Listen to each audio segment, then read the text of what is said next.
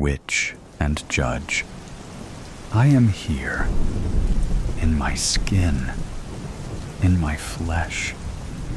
My spirit clings to the body, not as a vessel, but as a home, and I will not be moved. I repeat the watchwords against division, clutching someone else's rosary. I repeat them. My nails grasp at a different bead, any other bead. My hands forget everything in their cloying desperation for the comfort of a warm wooden anchor. My eyes are drawn away from me. The tears do not help. I cannot see, but then I can. Judge is heaving a great piece of wood, striped orange and white. His back is hunched, and his feet struggle against the splintered wooden barrier. His mouth is statically agape, and his face does not contort or demonstrate any recognition of circumstance. He is the unaffected Tasky, and the last 3 feet of his unwieldy plank strike me from the shoulder to the ground. I am dead. I am clutching the rosary again. My spirit quiets as I reflect on the anger of the grotesque monster I inhabited. He drove a cab for tourists before this country fell into ruin. 3 sons, 4 daughters, and a dead wife, a widower who had not given thought to a better alternative. The cabin of his vehicle was a presentation: ash-colored cloth seats without stain or spot, and 2 complimentary water bottles protruding out of the door cup holders made an effort unmistakable. His ethos was not so much a blunt acceptance of reality as a cold disdain for wishful thinking. All of this poured into my heart as I spent the last few seconds of his life with him.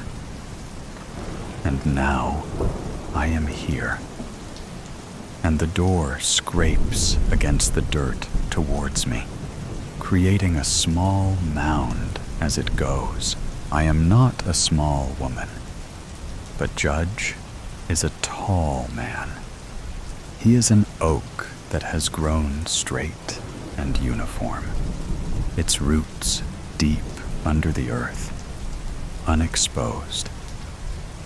When I look into his brown eyes, exposed by the sunlight, now reflecting about this pale wooden shed, I see a stern father. It is all in how he creases his eyebrows. "Are you okay?" he asks me, still clinging to my borrowed rosary. I stand up. My spirit clings to my body with renewed vigor. The vague pain of loss that always reminds me of my husband starts to fade away. It is a beautiful feeling. The body reunited with the spirit like long-lost lovers. 2 co-inhabitants, not 2 halves. But it doesn't go away completely, though my spirit is quieted. All of this in the 30 seconds it takes for me to rise. Arthritic pain searing my hip. "I am all right, thank you," I say, ginger but proud. He does not carry that large piece of wood anymore, but his hands have the blisters to prove he once did. He does not want to show it, but he looks tired, and the bulging plastic monster on his back, carrying all of our supplies, seems to make it worse. He needs to rest. I am really feeling quite at peace. Perhaps we should rest. He seems to have difficulty understanding what I am saying. His eyes are fixed upon a small hole in the corner of the shack, where something has dug up the dirt foundation. It is good to rest here. His gruff voice and Italian accent remind me of an old Don from a mafia movie who spoke wistfully of the old country, but he lacks any of the charm or familiarity. His breath is still heavy. The rising and falling of his chest is easily seen through his fleece jacket. His mouth is slightly agape, as though it only existed for the intake and expulsion of air. He blinks again. Then finally, there is motion. He does not spring into action. He slowly rolls his shoulders, and the large backpack falls to the dirt on its bulging pockets, rolling back and forth like an upended turtle. I strongly believe in the importance of polite conversation. It is the only contribution I can make, given my infirmities. What wondrous weather it is. He begins to unroll the sleeping bag. It is for me, of course. He is ever the gentleman in that way, at least. Was it a joy to have such weather in your youth? The sleeping bag haphazardly sprawled on the ground. He takes out a portable stove. His hands seemed designed to break the little dials. Yet he turns it with shaking fingers and a hunched back, like a chef garnishing his signature dish. Perhaps you might tell me something of the flowers here. A special kind your mother preferred? I am quite shocked he has ignored me here. That kind of question is bound to get an emotion out of even the most stalwart Presbyterian. Alas, nothing. He opened the can of soup with his Swiss Army, and that means it is almost time for bed. And for the debriefing, of course. We are only one day from Monteriggioni. We have no food left. We have 1 liter of potable water. The terrain will not be difficult. The elevation will be difficult. We will leave at 600. We will arrive before 1800. Do you have any questions? As his words come out, I feel a twisting frustration. 2 months of scavenging Rome. A week of marching through Tuscany. So many dead people. Good people. Good people that he killed. How many more of them will you murder before you let me leave? He raises his busy, unkempt unibrow. You have a burden. I have a burden. You have a burden? I watch you. I see what they see. I feel what they feel. They had hopes. Do you? I do, witch. A couple of tears form in the corner of my eyes. They are both pitch black. I start scratching my blotchy red skin. He does not say it with the twisting of inflection or with intention to harm.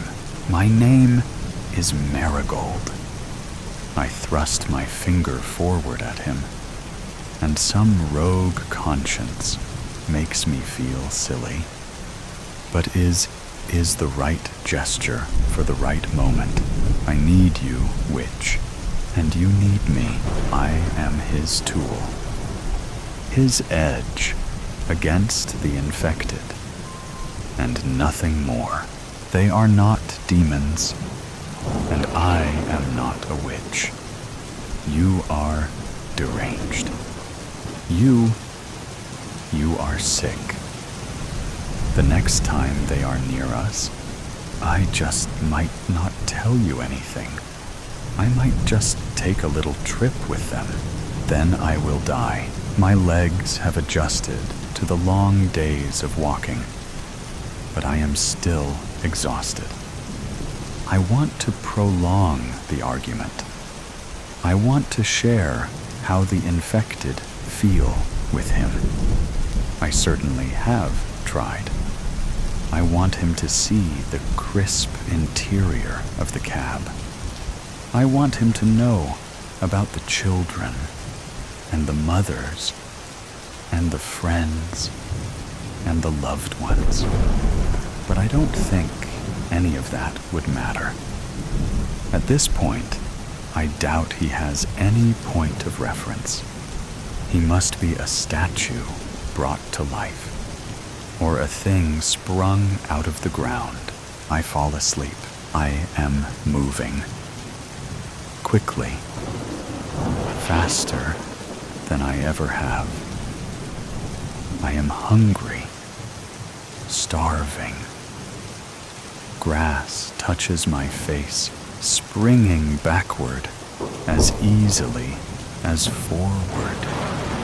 My paws leave no evidence in the dirt. I dig a little. My back scrapes against wood, and it hurts. I have to eat. I bite something. I awake to a shout. I cannot see. It is too dark, and our flashlight turned out weeks ago. We had hoped to find a new one at this Monteriggioni.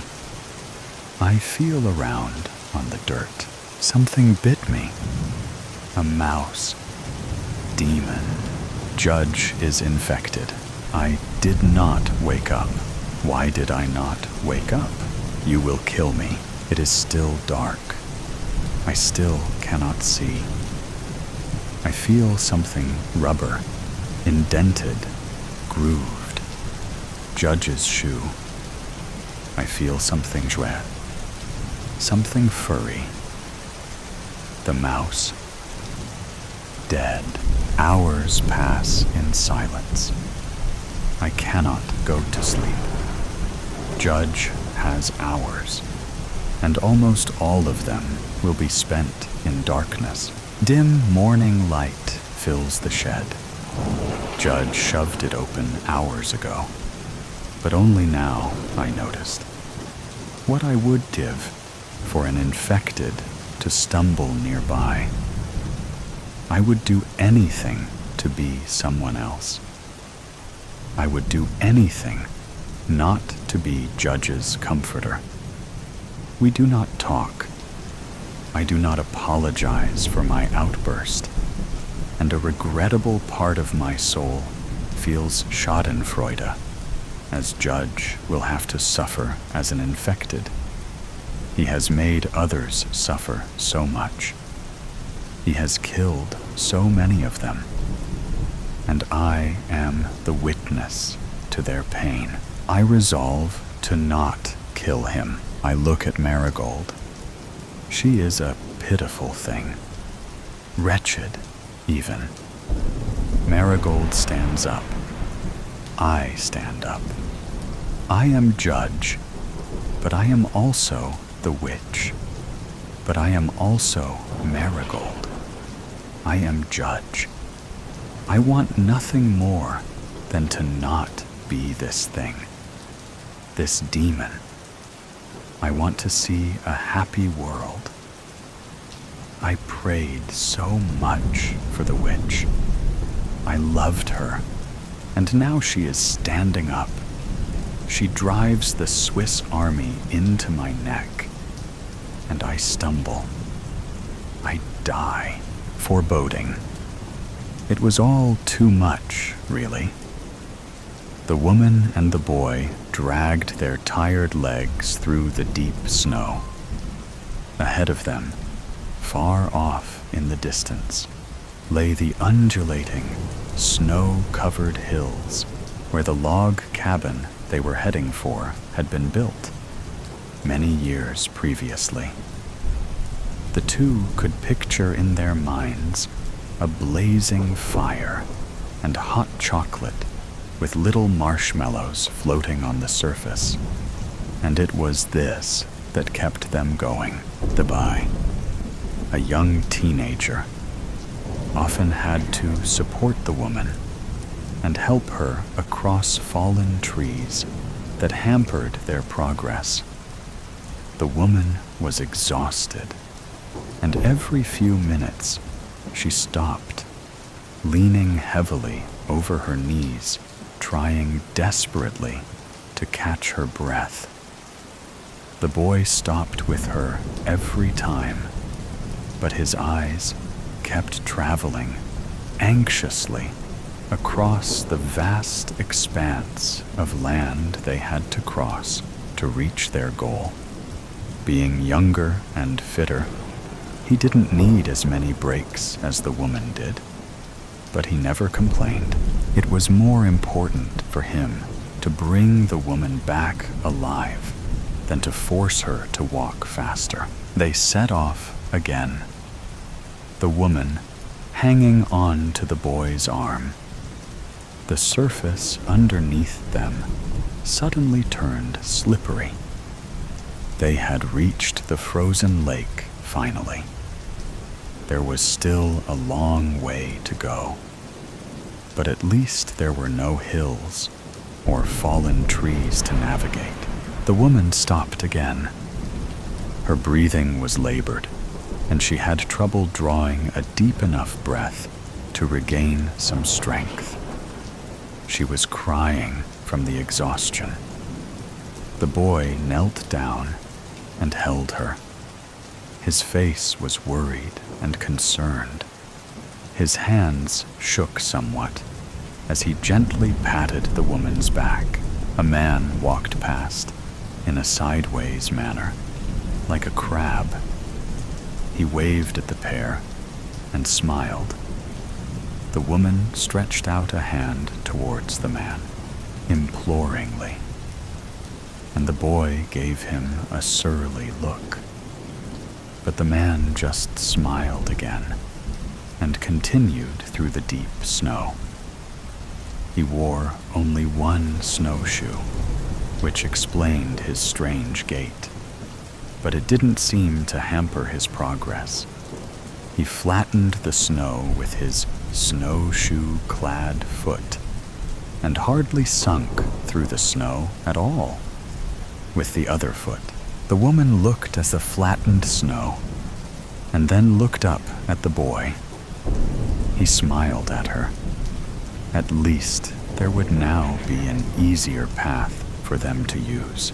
The woman straightened up and, sensing renewed vigor, pulled the boy to his feet. They hugged, took each other's hand, and started walking again. Ahead of them, the man continued his crab walk, humming a monotonous tune that sounded more like a low rumble than anything else. He turned his head, saw them walking behind him, and motioned for them to follow, nodding his head encouragingly. As the man forged ahead in front of them, the distance between them and him grew.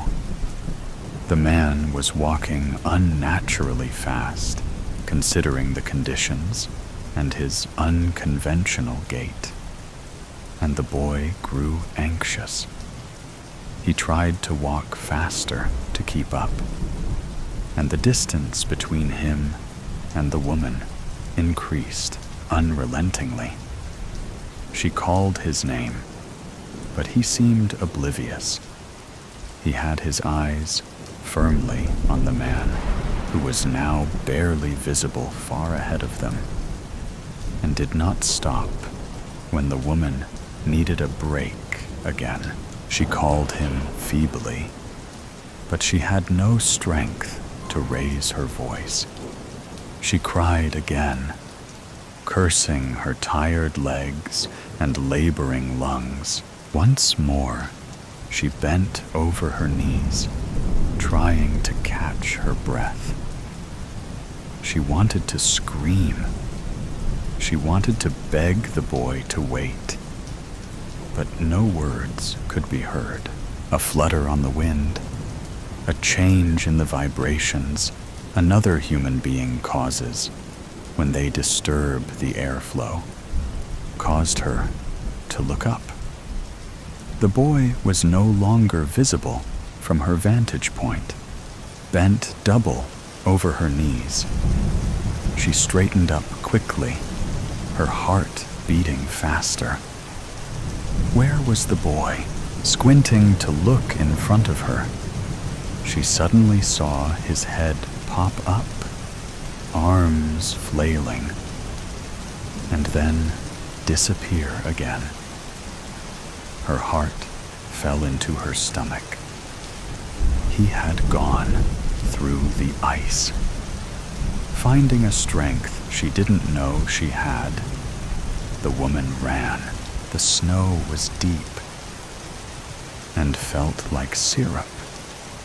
She screamed in frustration and then called the boy's name. As she got closer, she slowed down, walking fast but carefully towards the boy. He was bobbing up and down again, waving his arms, but he made no sound.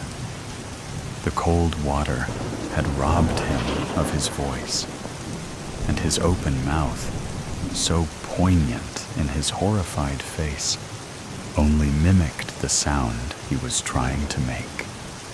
Suddenly, he disappeared again, and only his hand was sticking up over the snow.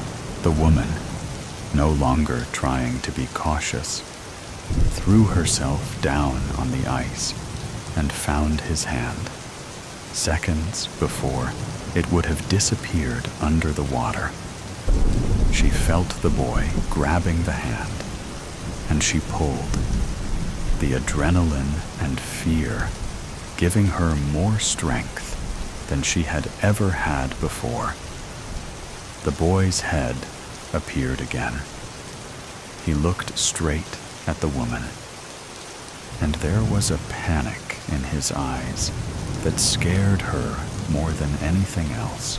She noticed that there wasn't much room for his head, and with a jolt of fear, she realized the fissure in the ice was closing up, and fast. The boy's head disappeared under the water again, despite her holding on to his hand, and the hole kept closing.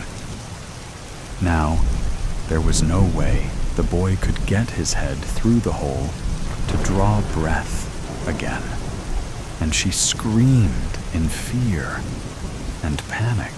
With her free hand, she started pounding on the ice around the hole.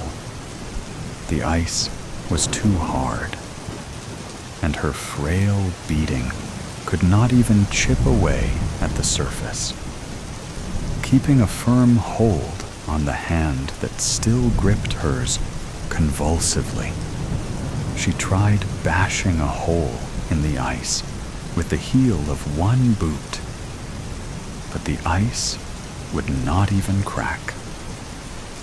The boy's hand started losing its grip on her hand, and she wailed in desperation, stomping harder on the ice, standing up to add weight to the pounding on the ice. She lost her grip on the boy's hand, and it slipped below the water, the hole finally closing inexorably around it with a sucking sound, far away from the location in her dream. The woman woke up sobbing, sweat moistening her forehead, and shaking from head to toe. a pain in her chest so intense it brought tears to her eyes. The woman tried taking a deep breath. She was moaning, and her heart was beating so rapidly it hurt. Next to her, her husband was snoring loudly, completely oblivious to her plight. This was nothing new. It would more than likely take an earthquake to wake him up at this hour, and she didn't need him anyway. She gently pushed the blankets aside and slipped out of bed. She had to make sure he was safe. The dream had been so vivid, so real. Tiptoeing across the hall, shivering slightly in the cold night air that permeated the house, she arrived in her older son's bedroom. A soft snoring could be heard from the room. As she neared, a quiet meow greeted her.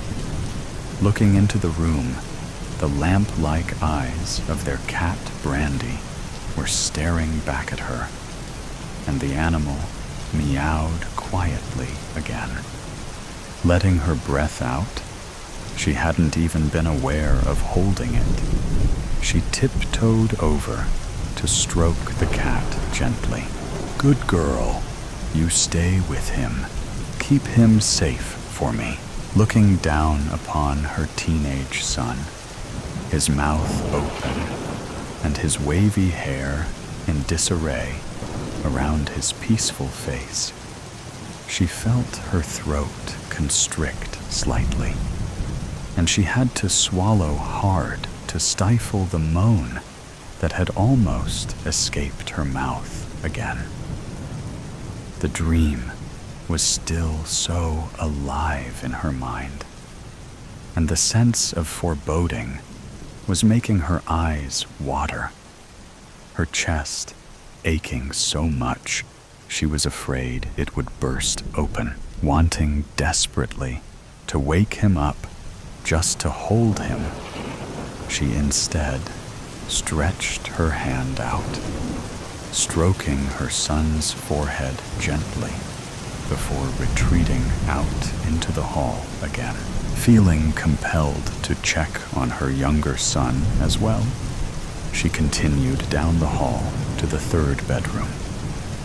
He was sleeping on top of his covers, his little thumb securely lodged in his mouth. She could tell he was cold as he was curled up in a fetal position, and she carefully tugged the blanket out from under him, covering his little body and tucking it in around the sides of the bed. There was no point in going back to bed now. She was wide awake, and in less than an hour and a half, she would have to be up to help the kids get ready for school. She tiptoed past her husband, still in his bed, snoring loudly, to grab her bathrobe, and then snuck downstairs to make a cup of tea. Sunlight was forcing its way into her kitchen when she arrived back downstairs, penetrating dusty corners and pushing through a curtain of tiny dust particles that had been stirred up as she grabbed a tea towel to wipe the cup. And she sat down at the kitchen table, carefully sipping a steaming cup of Earl Grey. She still felt cold inside, shivering slightly, even as the warm liquid made its way to her empty stomach. The image of her son's head disappearing under the ice in her dream, still so clear in her mind, it was making her shake her head repeatedly, as if to rid herself of an annoying fly. She was wringing her hands, moaning quietly every time she saw the hand disappearing under the ice in her mind's eye. Would she ever be able to forget this dream? Little tiny clicks on the kitchen floor told her that Brandy had decided to join her in the kitchen. The cat looked up at the woman as she rounded the kitchen island on her way to her food bowl, but seemed entirely intent on wanting to satisfy her hunger for food before satisfying other needs, such as attention from her human owner. And she beat her regular path right over to her food bowl without stopping. The bowl was empty, accusing feline eyes locked into hers. Brandy sat down, looked back at her bowl, and then up again at the woman. It was obvious that the cat was asking for food, but the woman, who was still feeling faint from her nightmare, seemed oblivious. A soft meow mingled with a purr escaped the tiny mouth as the cat stood back up again and sauntered over. Wrapping herself around the human legs, she began a relentless meowing until the woman finally surrendered and got up off her chair to feed the cat.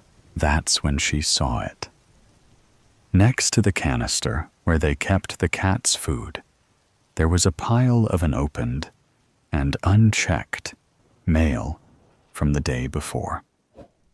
On the top, underneath a blue envelope, apparently sent out by Publishers Clearinghouse, she was probably about to win $5,000 a week for life, was something white. She realized that she was looking at a picture of snow, and with trepidation and horrific foreboding, she pulled the catalog out from under the envelope. It was a magazine on vacation cottages in northern Maine. Her husband had been canvassing for this vacation for months and had obviously ordered the catalog. And on the front was a picture of a rustic-looking cabin with snow drifts lapping the windows. In the background, a frozen lake could be seen. The woman caught her breath and felt her knees buckle. Next to the cabin, locking eyes with her from the picture, stood the man from her dream, smiling benignly, holding his hand out towards the cottage. In his other hand, he was holding one snowshoe. Mercifully, darkness enveloped her, and she escaped. For a while. It was all too much, really. Haunting. Jack couldn't speak. He could only scream as he woke up to the sound of his mother's voice, whispering to him from the corner of his dark bedroom. Of course, it wasn't actually his mother. He knew that. How could it be, when she had died in a car accident just a little over a week earlier? Jack. Come over here, Jack. You can see me, can't you? Come over here, child. His chest was heavy, his bladder loose with fear. Looking over into the corner, as he flailed amidst his perspiration-damp sheets, he realized that he could indeed see something. The same something, in fact, that he had seen on that terrible night of his mum's demise, just minutes after his aunt, who had been babysitting him at the time, had received the phone call that would cause both of their worlds to come crashing down. She had broken the news to him, and he had seen it standing over by the window of his aunt's tiny living room. It had been at the funeral, too. And now, here it was again, invading the privacy of his bedroom this time, lurking in the corner, watching him, taunting him by speaking with his dead mother's voice. "Jack! Come here, Jack!" Now, tears of terror spilled down his cheeks as he scrambled to sit up. His gaze was fixed upon the corner, on the hulking, dark outline of a man who stood there, wide and tall, so tall that its head almost brushed the ceiling.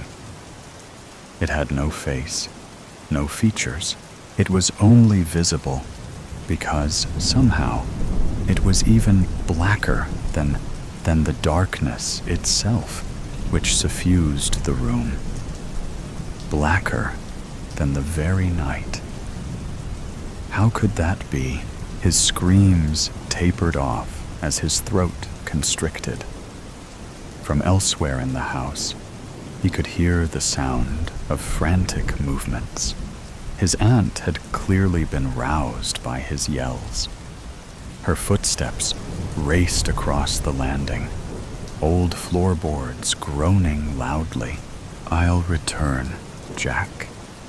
You can't avoid me forever." His mother's voice hissed quietly. The thing then scuttled, spider-like, across to the wall, and then through it, as though no barrier existed at all, as though the laws of physical matter simply did not matter to it one bit.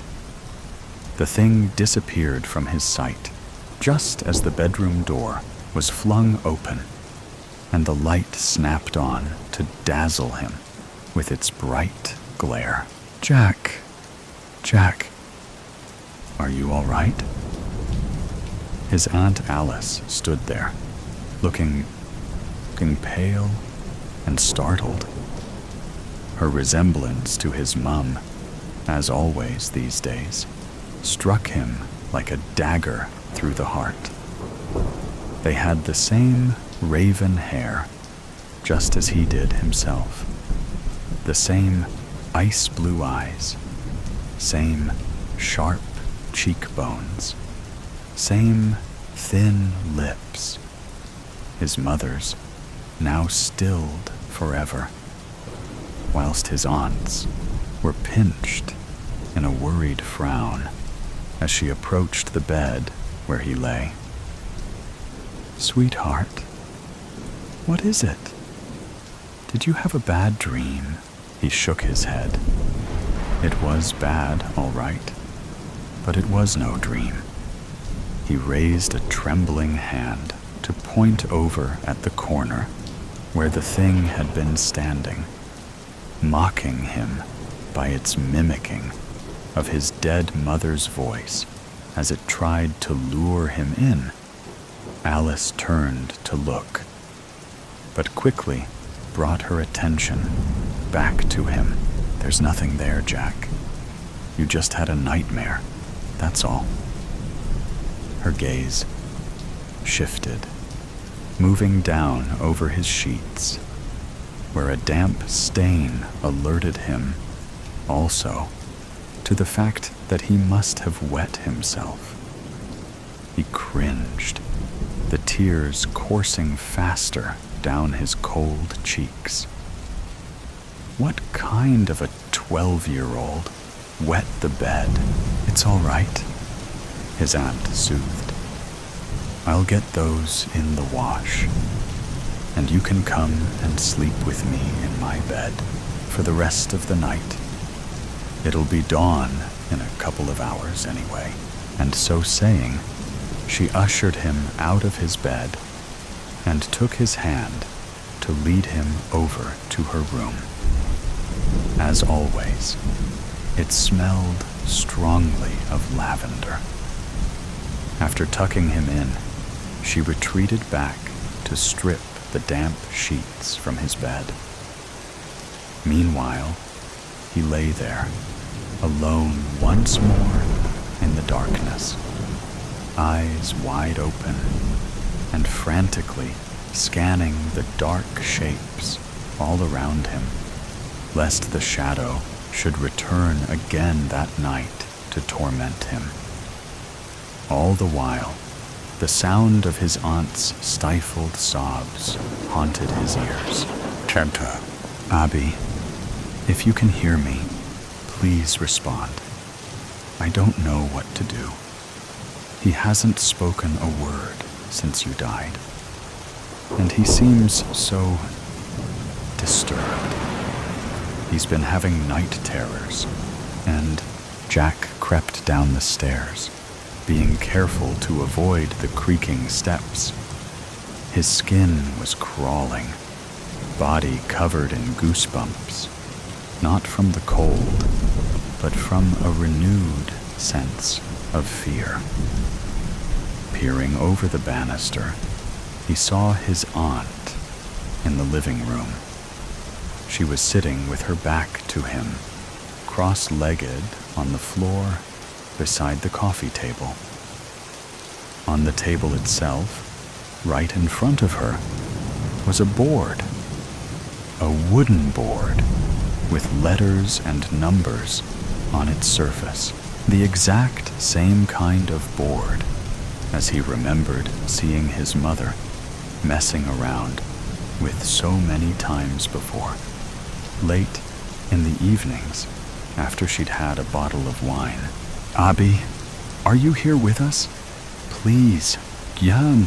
He wanted to run down the remainder of the steps, grab that board, and smash it to pieces, or burn it to ashes. For there was something about it that just seemed so very, very wrong.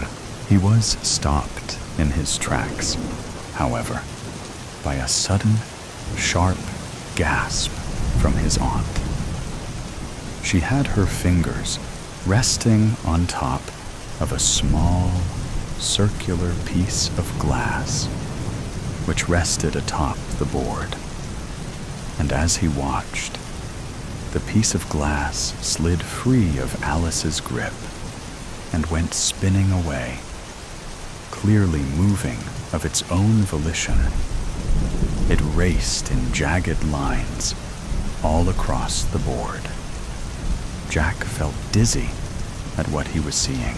His legs gave way beneath him as he sank down onto one of the steps, his buttocks slamming painfully hard against the bare wood.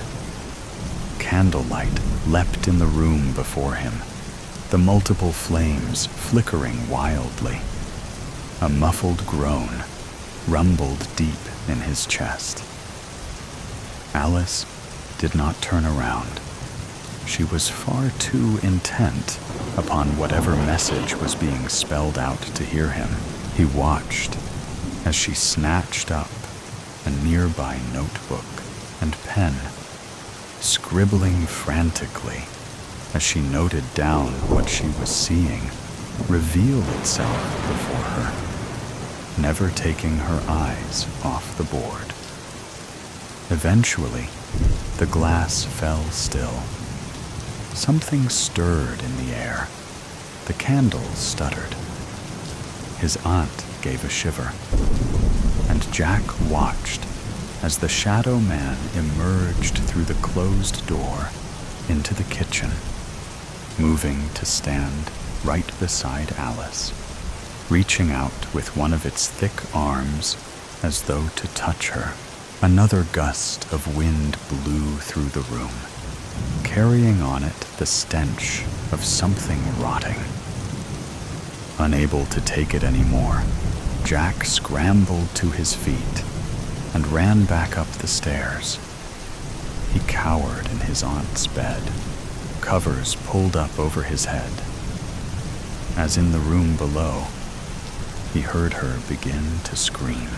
The quiet witness, Ava Winter, had always been defined by her words. They were her weapon, her shield, her very identity. As a journalist, she had built her career on exposing truths hidden beneath layers of deceit. Her voice, steady, compelling, unmistakable, had won her awards and opened doors to places most people could only dream of. But now it was gone. How did this happen to me? She wondered, her eyes tracing the blank walls of her small, lifeless apartment.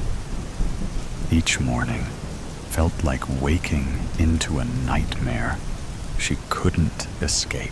For 6 months, she had tried to piece together the shattered fragments of her existence, but nothing seemed to fit. How could she move forward when the very thing that had defined her, her voice, was lost? I used to fill rooms with my words. Now, I can't even manage a whisper. Her friends had stopped calling within weeks, unsure of how to navigate the silence that now consumed her life. Ava understood, but their absence still stung. Who wants to sit in awkward silence with someone who was once the loudest in the room? Bitterness coiled through her thoughts, uninvited but persistent. Morning light seeped through the blinds, casting faint, pale stripes across the apartment's barren walls. The fragile glow barely softened the dullness that enveloped her. Her once crowded bookshelves, filled with dog-eared biographies and neatly stacked notebooks, now stood half empty. Their contents were crammed haphazardly into boxes scattered across the floor, a reflection of the disarray in her heart. Her fingers drifted to the edge of the nightstand, brushing against its surface as she reached for her phone. She froze mid-motion at the sight of the blank screen. No texts, no missed calls, no one left to call anyway, she thought. The sharp ache of loneliness settling heavily in her chest. In her loneliest moments, Ava turned to her journal. Her pen flew across the pages, spilling out the thoughts she could no longer voice. At first, the words felt hollow, like whispers of a life slipping further from her grasp. But over time, they became her anchor, a fragile thread connecting her to the person she once was. Her gaze often drifted to a framed photo, teetering on the edge of the bookshelf. Taken 2 years earlier, it captured a time when her life brimmed with purpose. Her byline had graced the city's most prominent publications, her career thriving. In the photo, she stood on a balcony overlooking the bustling downtown streets, microphone in hand, laughing with unrestrained joy. The memory clawed at her heart. I used to own every room I walked into. Now, I'm trapped in this one, swallowing me whole. Ava's fingers grazed the leather-bound journal, resting on her desk.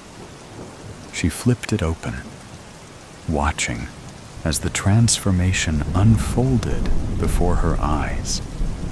Once neatly penned entries filled with hopeful plans and promises had turned into chaotic scribbles and unfinished thoughts.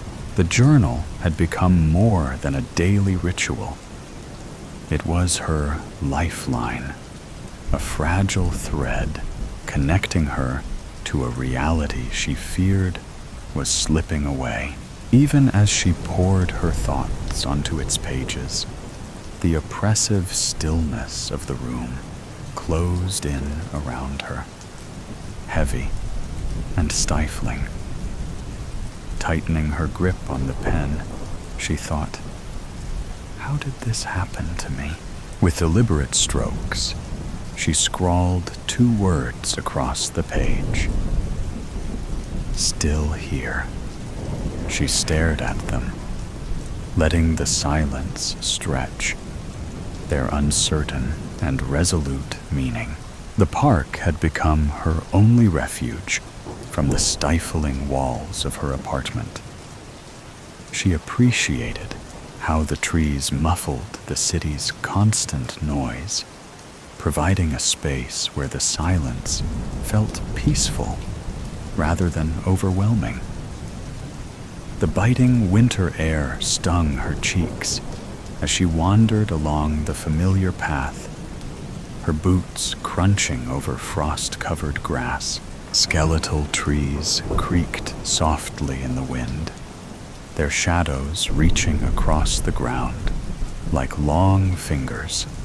Tightening her scarf against the cold, the rough wool grazing her skin, Ava was about to head home when she noticed them. Near the frozen lake, 2 figures stood, silhouetted against the faint glow of a nearby lamppost. At first glance, Ava assumed they were lovers, drawn to the romance of the icy night. But as she moved closer, the scene shifted. The mask loomed over the woman, his movements sharp and aggressive, cutting through the stillness like a blade. The woman shrank back, arms crossed tightly, her posture tense and defensive. Ava froze, her breath crystallizing in the frigid air as unease coiled tightly in her chest. Her heart thudded as she squinted into the darkness, trying to make sense of the scene. The woman tilted her head slightly, her voice, if she spoke, too faint to rise above the biting wind. Ava hesitated, her feet faltering as the weight of the stillness pressed down around her, heavy and foreboding. "It's not my business," Ava told herself, her stomach twisting uneasily. Despite the thought, her feet carried her forward. Almost automatically, she slipped off the path, her boots sinking into the frozen grass as she ducked behind a tree. Gripping its rough bark with trembling fingers, she peered out from the shadows, her pulse quickening. The man's sharp, angry voice sliced through the icy stillness, though the wind scattered his words before they could reach her fully. Ava squinted into the dim light. The woman stood rigid, her arms crossed tightly, her posture defensive, her responses, soft and hesitant, were little more than fragments that dissolved in the biting wind. Ava's chest tightened. Something's wrong. Do something. But what? I can't even. Her thoughts shattered as the man lunged, shoving the woman with brutal force. Ava's breath caught as the woman slipped on the ice. For one excruciating moment, time seemed to stop. The air stood still, the world eerily frozen, until the fragile frost beneath the woman cracked. The sound was sharp and jarring, like breaking glass. A splash shattered the silence as the woman disappeared into the frigid, dark water. Panic surged through Ava like a tidal wave. Scream. Call for help. Do something, she begged herself, but her voice refused to come, locked deep within the recesses of her mind. Desperation set in as her shaking hands fumbled in her pocket. After a frantic struggle, she pulled out her phone and hit the record button, her fingers trembling against the icy metal. Then he turned. The man's head snapped toward her, and their gazes locked with unnerving precision. There, in the dim light, Ava felt the intensity of his stare, piercing, calculated, and merciless. It cut through the darkness, striking at the core of her fear. Her stomach clenched with unease. He sees me. He knows, I saw. He stepped toward her, his boots crunching loudly on the frosted ground. Ava didn't wait to see what would come next. Her legs jolted into motion, slipping and sliding as she bolted back toward the path. Her breaths came in short, ragged bursts, her heart pounding like a frantic drumbeat as the icy air seared her lungs. Later, Ava sat at her desk, staring at the blurry video looping on her laptop screen. Barely 10 seconds long, the shaky footage revealed almost nothing. The man's face was lost in a haze, and the woman's fall disappeared into the shadows. It's not enough, she thought bitterly, frustration coiling in her stomach like a spring. Clenching her fists tightly, she replayed the scene again. I saw it happen.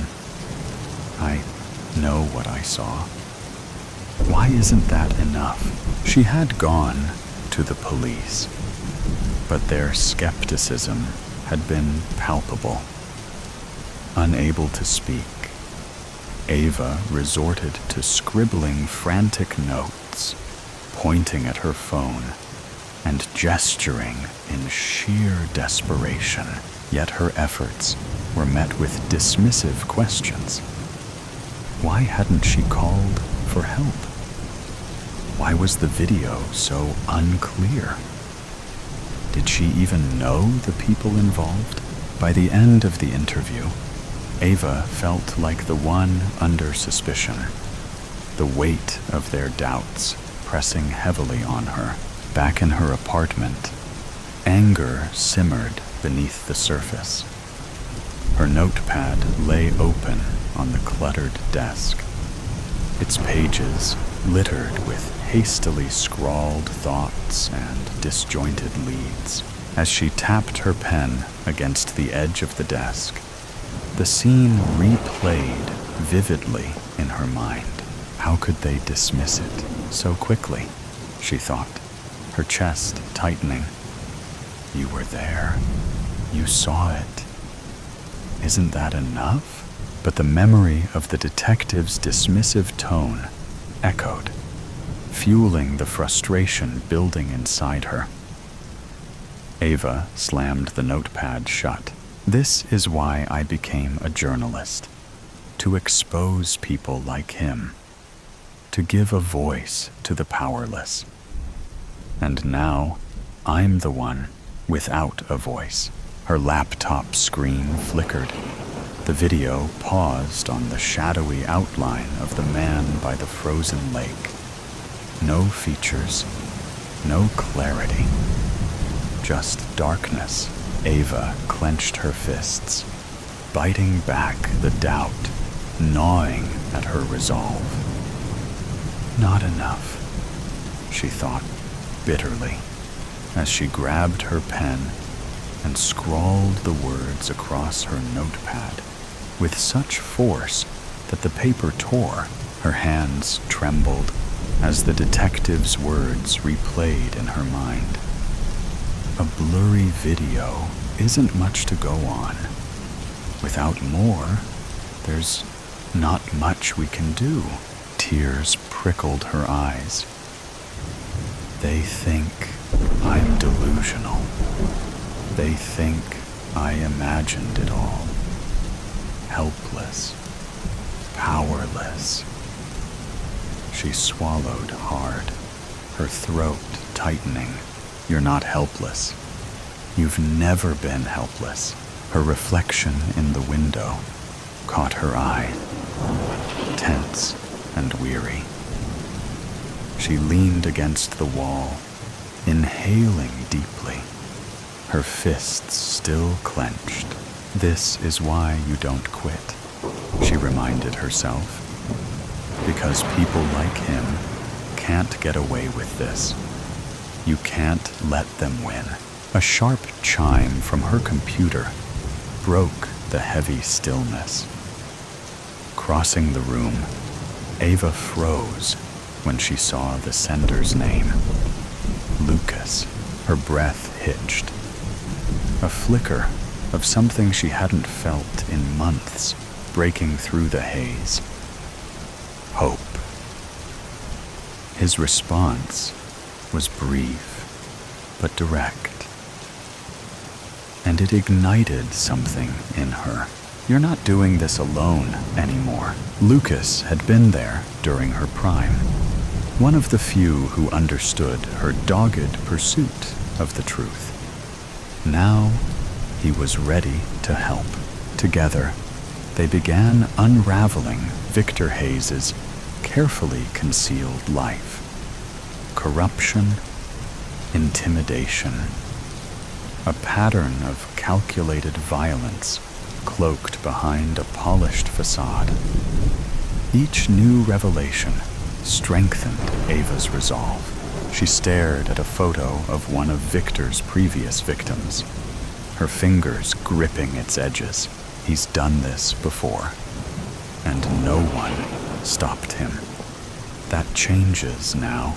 Memories flickered like faint echoes. Raised voices, papers scattered across a desk, a room cloaked in shadow.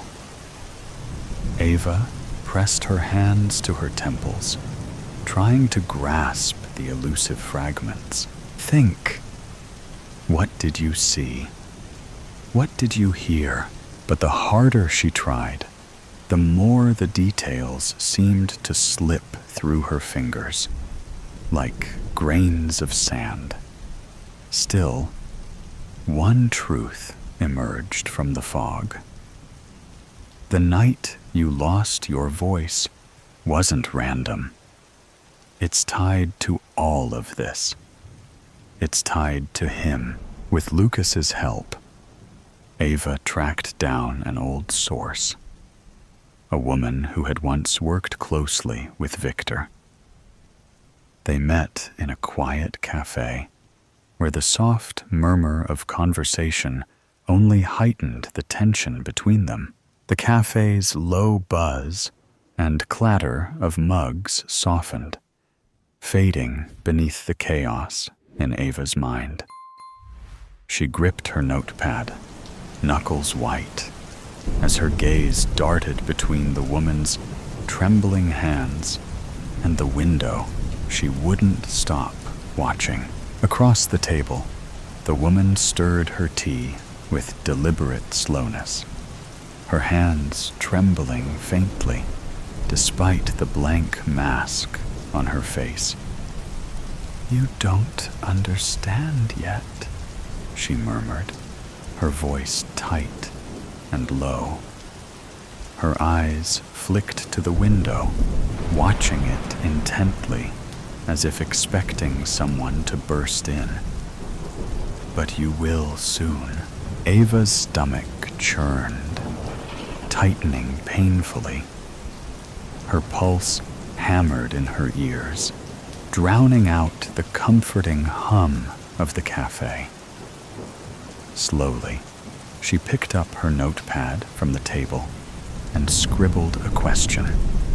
She slid it toward the woman, her hand steady despite her pounding heart. "What do you mean?" she'd written. The woman leaned closer, her face now inches from Ava's, her gaze piercing and intense. Ava shifted in her seat, the unease tightening its grip. "I shouldn't be here," the woman whispered, her breath quick and unsteady. "They'll know I've talked." Her words landed heavily in Ava's chest, leaving her breathless. Her fingers twitched, reaching for a steadiness she couldn't find. Slowly, she picked up her notepad and wrote the question with deliberate strokes. She held it up, her eyes locking with the woman's.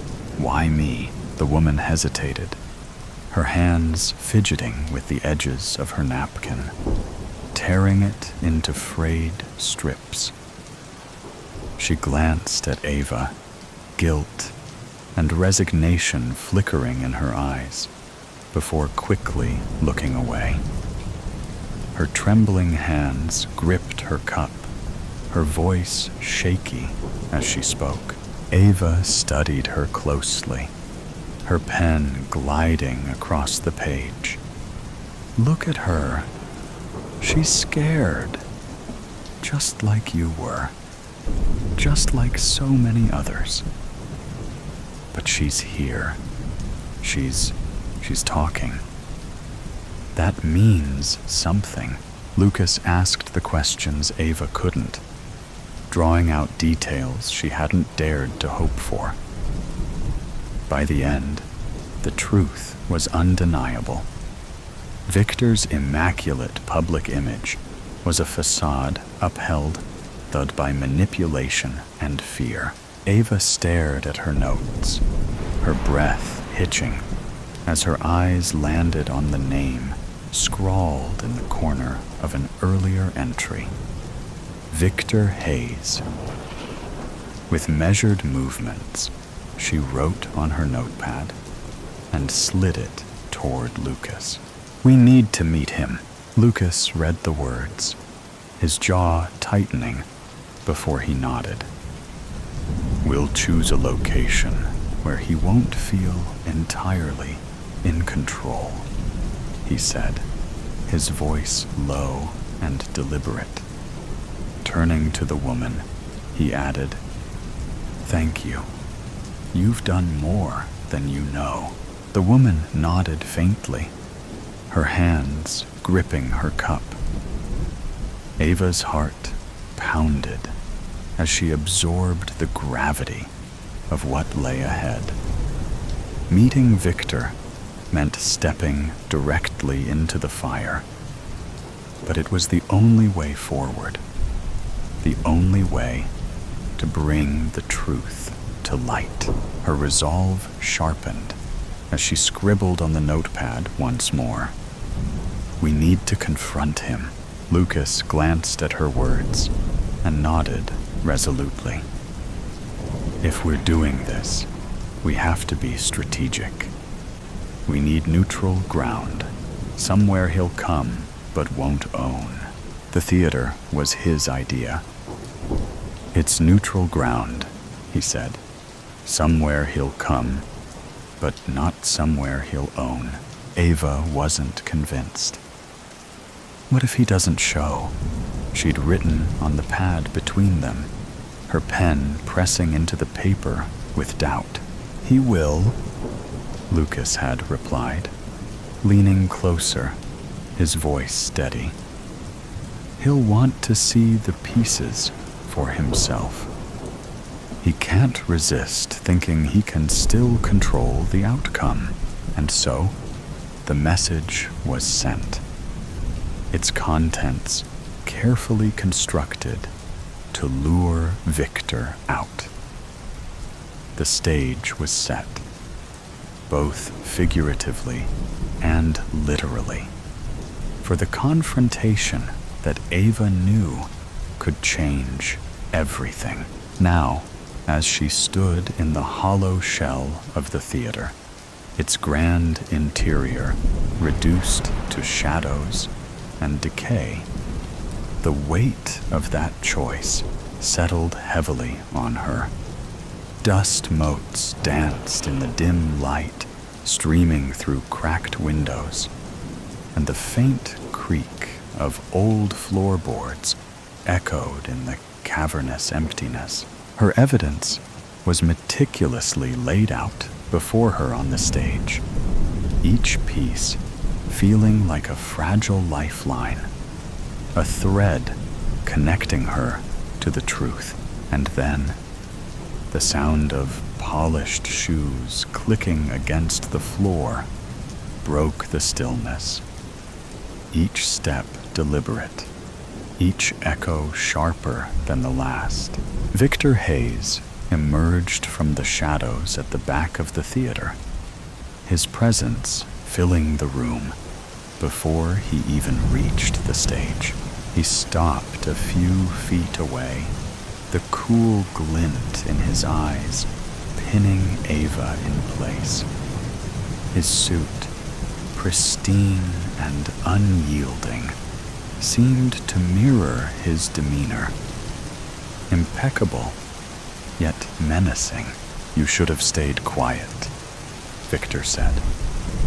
His voice was soft, almost conversational, but the menace beneath it rippled like a storm just beneath the surface. Ava's breath caught, her fingers curling at her sides as she steadied herself.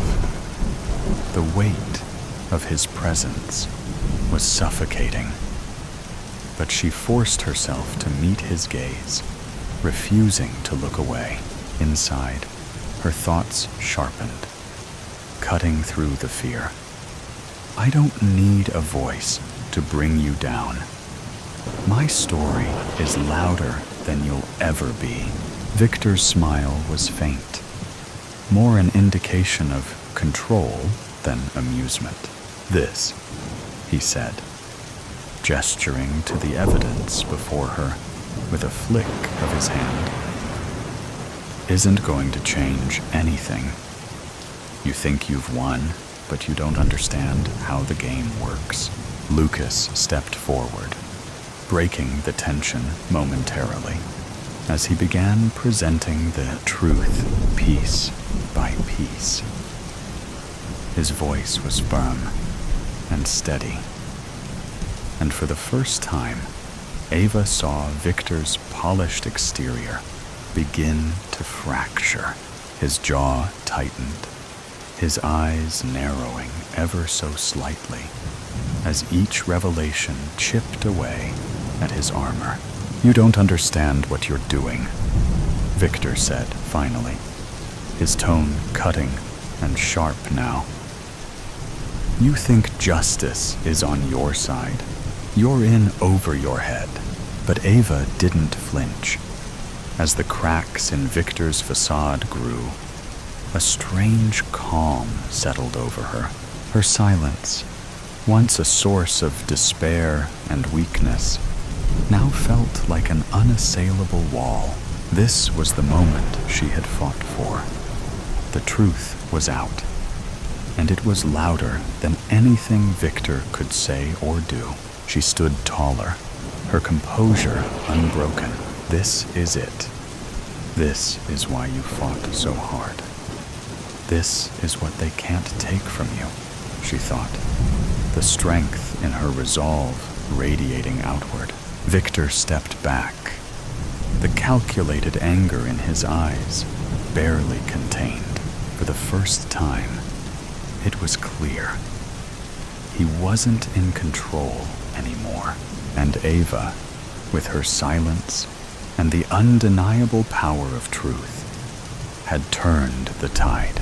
She had proven that even without words, Her voice could echo louder than his threats ever could. The angst of Antilla. "Tell me the truth. Where are you from?" Yannick roared, leader of the Goobies, a notorious nomadic southern desert clan. In his teepee kneeled a young woman bound by the ankles and wrists.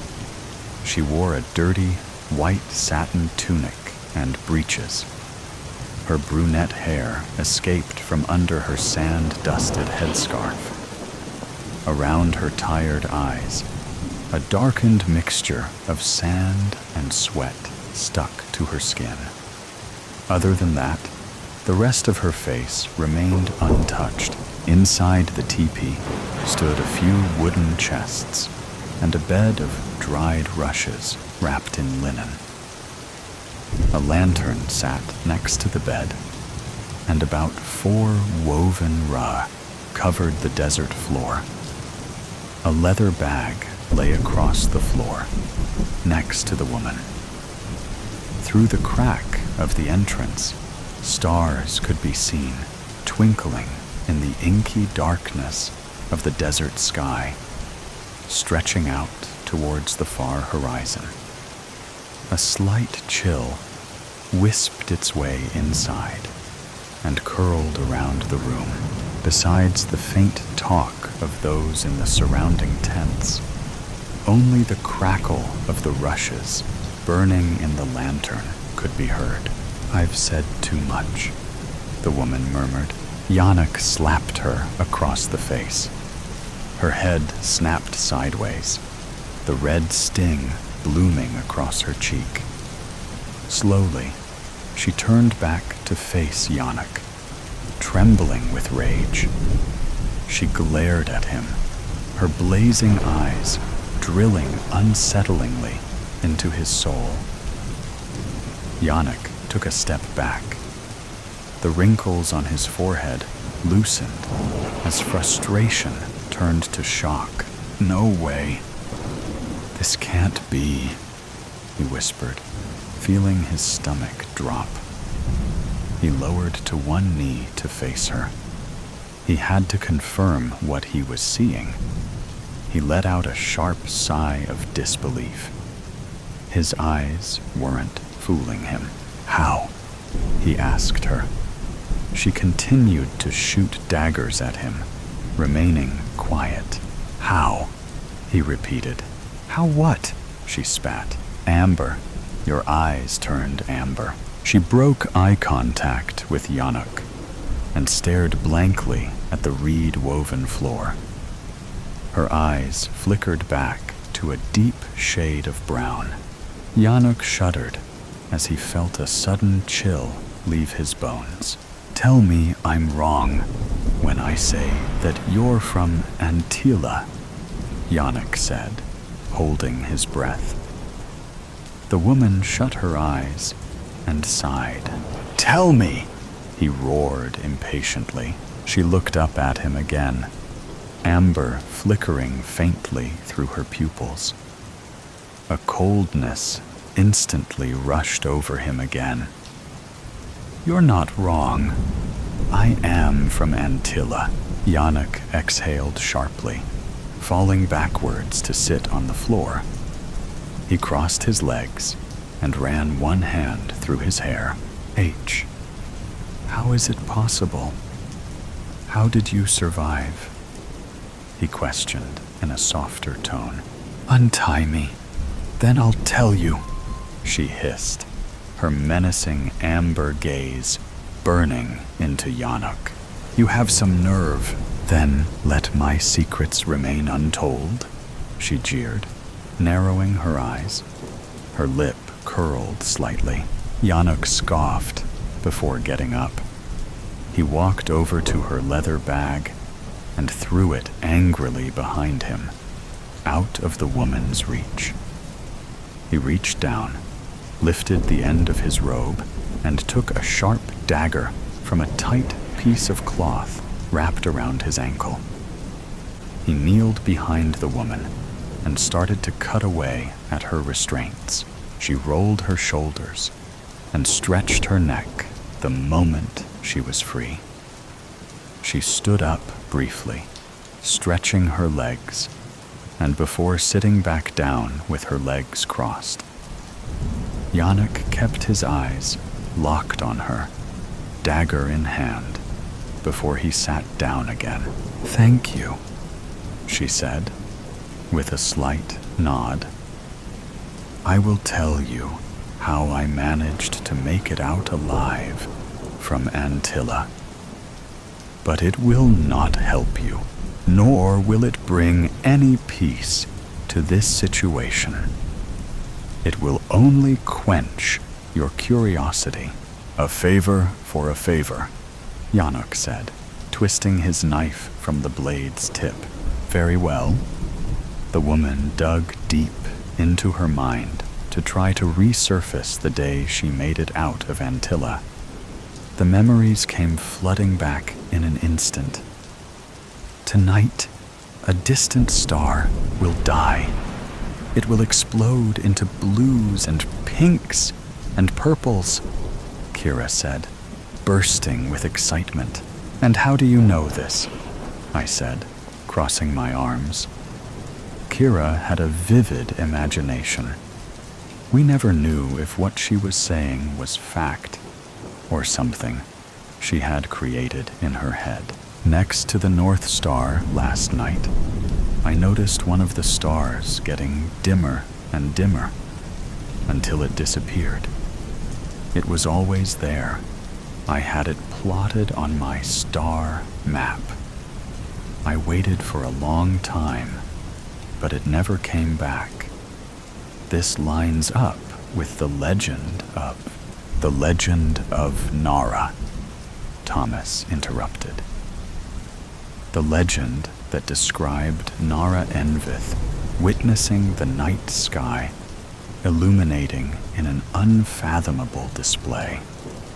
The disappearance of a star followed by a cascade of colors, painting the night sky." Thomas leaned against one of the cobblestone walls of a side street in the market square of Antilla. The three teens were hidden in a corner of the square, watching the passers-by. The city was bustling with Antillian traders and foreign folk. Horses with small wooden carts clicked along the uneven cobblestone roads surrounding the square. The stalls were propped up in the center, interested customers weaving their way in and out of them. Bursts of vibrant colors decorated the city, from vivid Antillian woven silk to collections of earthy sienna spices from the south. A preacher suddenly emerged from the crowds and took a stand at the city's gathering point next to where we were chatting. He instantly drew the attention of the market-goers. His brown hair was scraggly, and his cheeks wore a crimson flush. His sweaty, cream tunic adhered to his skin and was half stuffed into the top of his black breeches. His chest heaved dramatically as he gasped for air. "We need to make peace with the brethren of Tuiga," he shouted, trying to regain his breath. "They will come, and they will not stop unless we equalize the trade in the north. The rulers of Antilla are setting us up to die. Open your eyes, people. The brethren are coming." The city guards swiftly appeared and hauled the man off the gathering point. A few of his passionate followers preached behind him, throwing their fists in the air in frustration as he was dragged away into the teeming crowds. Quickly, A bard stood up, seizing the unoccupied podium, curating songs of mockery about the preacher. He quickly gained a laughing audience. Well, do you want to join me on my search tonight? Kira toothily smiled, oblivious to the scenes around her. Thomas and I exchanged looks. We knew that meant camping on the roof of her steading till early hours of the morning in the freezing cold. It's a bit chilly, don't you think, Priscilla? Thomas asked, raising his eyebrows. I agree. Besides, my parents would not appreciate it if I were to fall ill. I get it, Kira grumbled. But just know that you are missing the chance to watch a legend be reborn. The legend of Kira. Thomas and I rolled our eyes. We spent some time browsing the market stalls for any interesting items we could buy with our measly 5 silver coins. To our avail, we found nothing. Once the vendors began disassembling their stalls, we headed home for dinner. The foreign merchants made their way to their respective inns, weary from the long day. The concealed stars slowly emerged into the darkened sky, and a cold air settled over the city. Merchants drank into the early hours, while children drifted to sleep. Wrapped in woolen blankets, I woke up to the frantic banging of Kira's mother on our front door in the dark of night. "Hurry, hurry, wake up!" she screamed. My dad rushed to the door. My mother's footsteps could be heard running to the kitchen. In the background, I could hear the petrified voice of Kira's mother explaining to my father, "The brethren are coming." Kira saw them crescenting the hills from the south. "We don't have much time. We need to leave before they get here. There are thousands of them." Without a moment's hesitation, my dad came storming into my room. "Dayu, what's happening?" I asked. He grabbed my arm and dragged me off my bed without a word. My mother was waiting at the door with a lantern.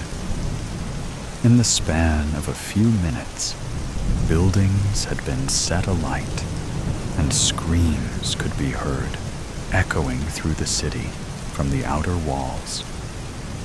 We ran through the streets, trying to avoid soldiers and other screaming townsfolk, hoping to make it to the north of the city before the soldiers got there. But it was no use. We were surrounded. "Priscilla, you need to listen to me," my dad said sternly. He kneeled down to face me and placed his hands firmly on my shoulders. "Those carts by the city walls will soon be leaving. You need to climb under one and grab on. Do not let go. Do you hear me? Do not let go. You need to get out of here. We love you so much. We will come find you. Go. Be safe, my dear." Tears spilled down his cheeks, illuminating in the fire's blaze. "Dad, go!" I did what I was told. I ran to a horse and carriage next to one of the burning buildings by the city's outer wall. Before I went under, I looked back, hoping to see my parents to say my final goodbyes. But they had vanished. I climbed under the large carriage and held on to the wooden foundations. I wrapped the top of my feet behind another plank of wood. It only took a minute or so before a couple came running in a panic and climbed into the carriage. "Hurry!" the woman screamed as her partner leaped inside, closing the door behind him. A coachman jumped onto the front of the cart and instantly got the horse in a gallop. The cart moved quickly out of the city, cobblestone streets changing to rough dirt roads. We turned occasionally until we were headed for the south. As we moved further away, the stillness of the cold, airy night echoed the distant, muffled screams escaping from Antilla. Tears slipped down my cheeks, but a cry could not form. I didn't know if I would ever see my family or friends again. My whole world had changed in a heartbeat. My thoughts were suddenly interrupted by the jolt of the cart coming to a stop. I heard the neigh of a distant horse and footsteps approaching the carriage. There was a sudden gurgling as the swish of an arrow flew through the air. There was a splintering of wood, and a sudden force pushed the carriage backwards. The coachman's horse neighed, its nostrils flaring as it pulled against its reins, hooves scraping against the ground. The footsteps neared the cart until I could see the feet of what I could only guess was a soldier. The soldier walked to the carriage door and swung it open. Those inside screamed in fear before the man silenced their petrified cries with a pierce of a sword. The blood in their throats gurgled and spluttered for a few seconds, their bodies jerking and flailing in the carriage before they fell still. My lungs screamed for air. My heart was racing in my chest. The soldier dragged the bodies out of the cart and threw them on the ground with a thump. Their heads bounced off the soil. Two sets of lifeless eyes stared blankly at me from the dirt floor. The woman's gown and the man's tunic were drenched in blood, and they had huge gaping wounds for necks. I felt my palms get sweaty and my grip loosening. "Don't let go, Priscilla. Don't let go," I told myself. I felt a sudden heat and heard a crackle of wood. The carriage had been set alight. I turned my head frantically, trying to find the feet of the murderer. Instead, 4 hooves galloped alongside the carriage and headed in the direction of Antilla. I wanted to wait until I couldn't hear the thunder of hooves anymore before letting go. Instead, the fumes of burning wood engulfed my lungs, and the hiss of flames dancing in the wind deafened the soldier's departure. The fire closed under the carriage. The sweat on my hands was as slippery as oil. My body burned, sweat grabbing onto my hair and the fabric of my clothes. The roaring flames licked off my exposed skin as they surrounded me. It was then I let go. I scurried out from under the carriage, staying low. I looked cautiously around, but saw nothing. I carefully moved away from the cart, pulling myself along the ground with my forearms and pushing myself with my feet. My heart pounded in my chest. I had to keep going. I had to be brave. A forest lay ahead. Through the mud and reeds, I finally made it to where the grass met the tree line. I got up on one knee, attempting to stay low, wiping the sweat from my forehead on my ashy linen shirt. I tried to regain my breath. I looked back at Antilla, the burning carriage collapsing in the corner of my eye. The city was being swallowed by the fire.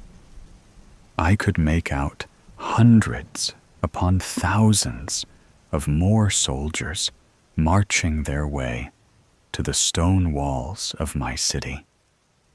Their huge war band stretched into the distance, further than the eye could see.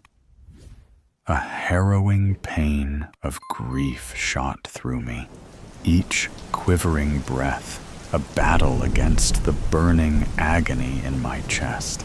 Before I could process anything, the sound of soldiers on horses re-emerged from my left. Without thinking, I ran. I ran into the forest, never looking back. I had lost everything that day. There has ever been a more notorious massacre than the massacre of Antilla. There were no survivors, except for me. Yannick shook his head in disbelief. "Are you ready?" he asked. "For what?" Yannick stood up and outstretched his hand to regain the north. Priscilla blinked at him in bewilderment.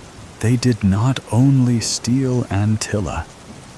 The Brethren banished us nomads from our territories, leaving us stateless in the south.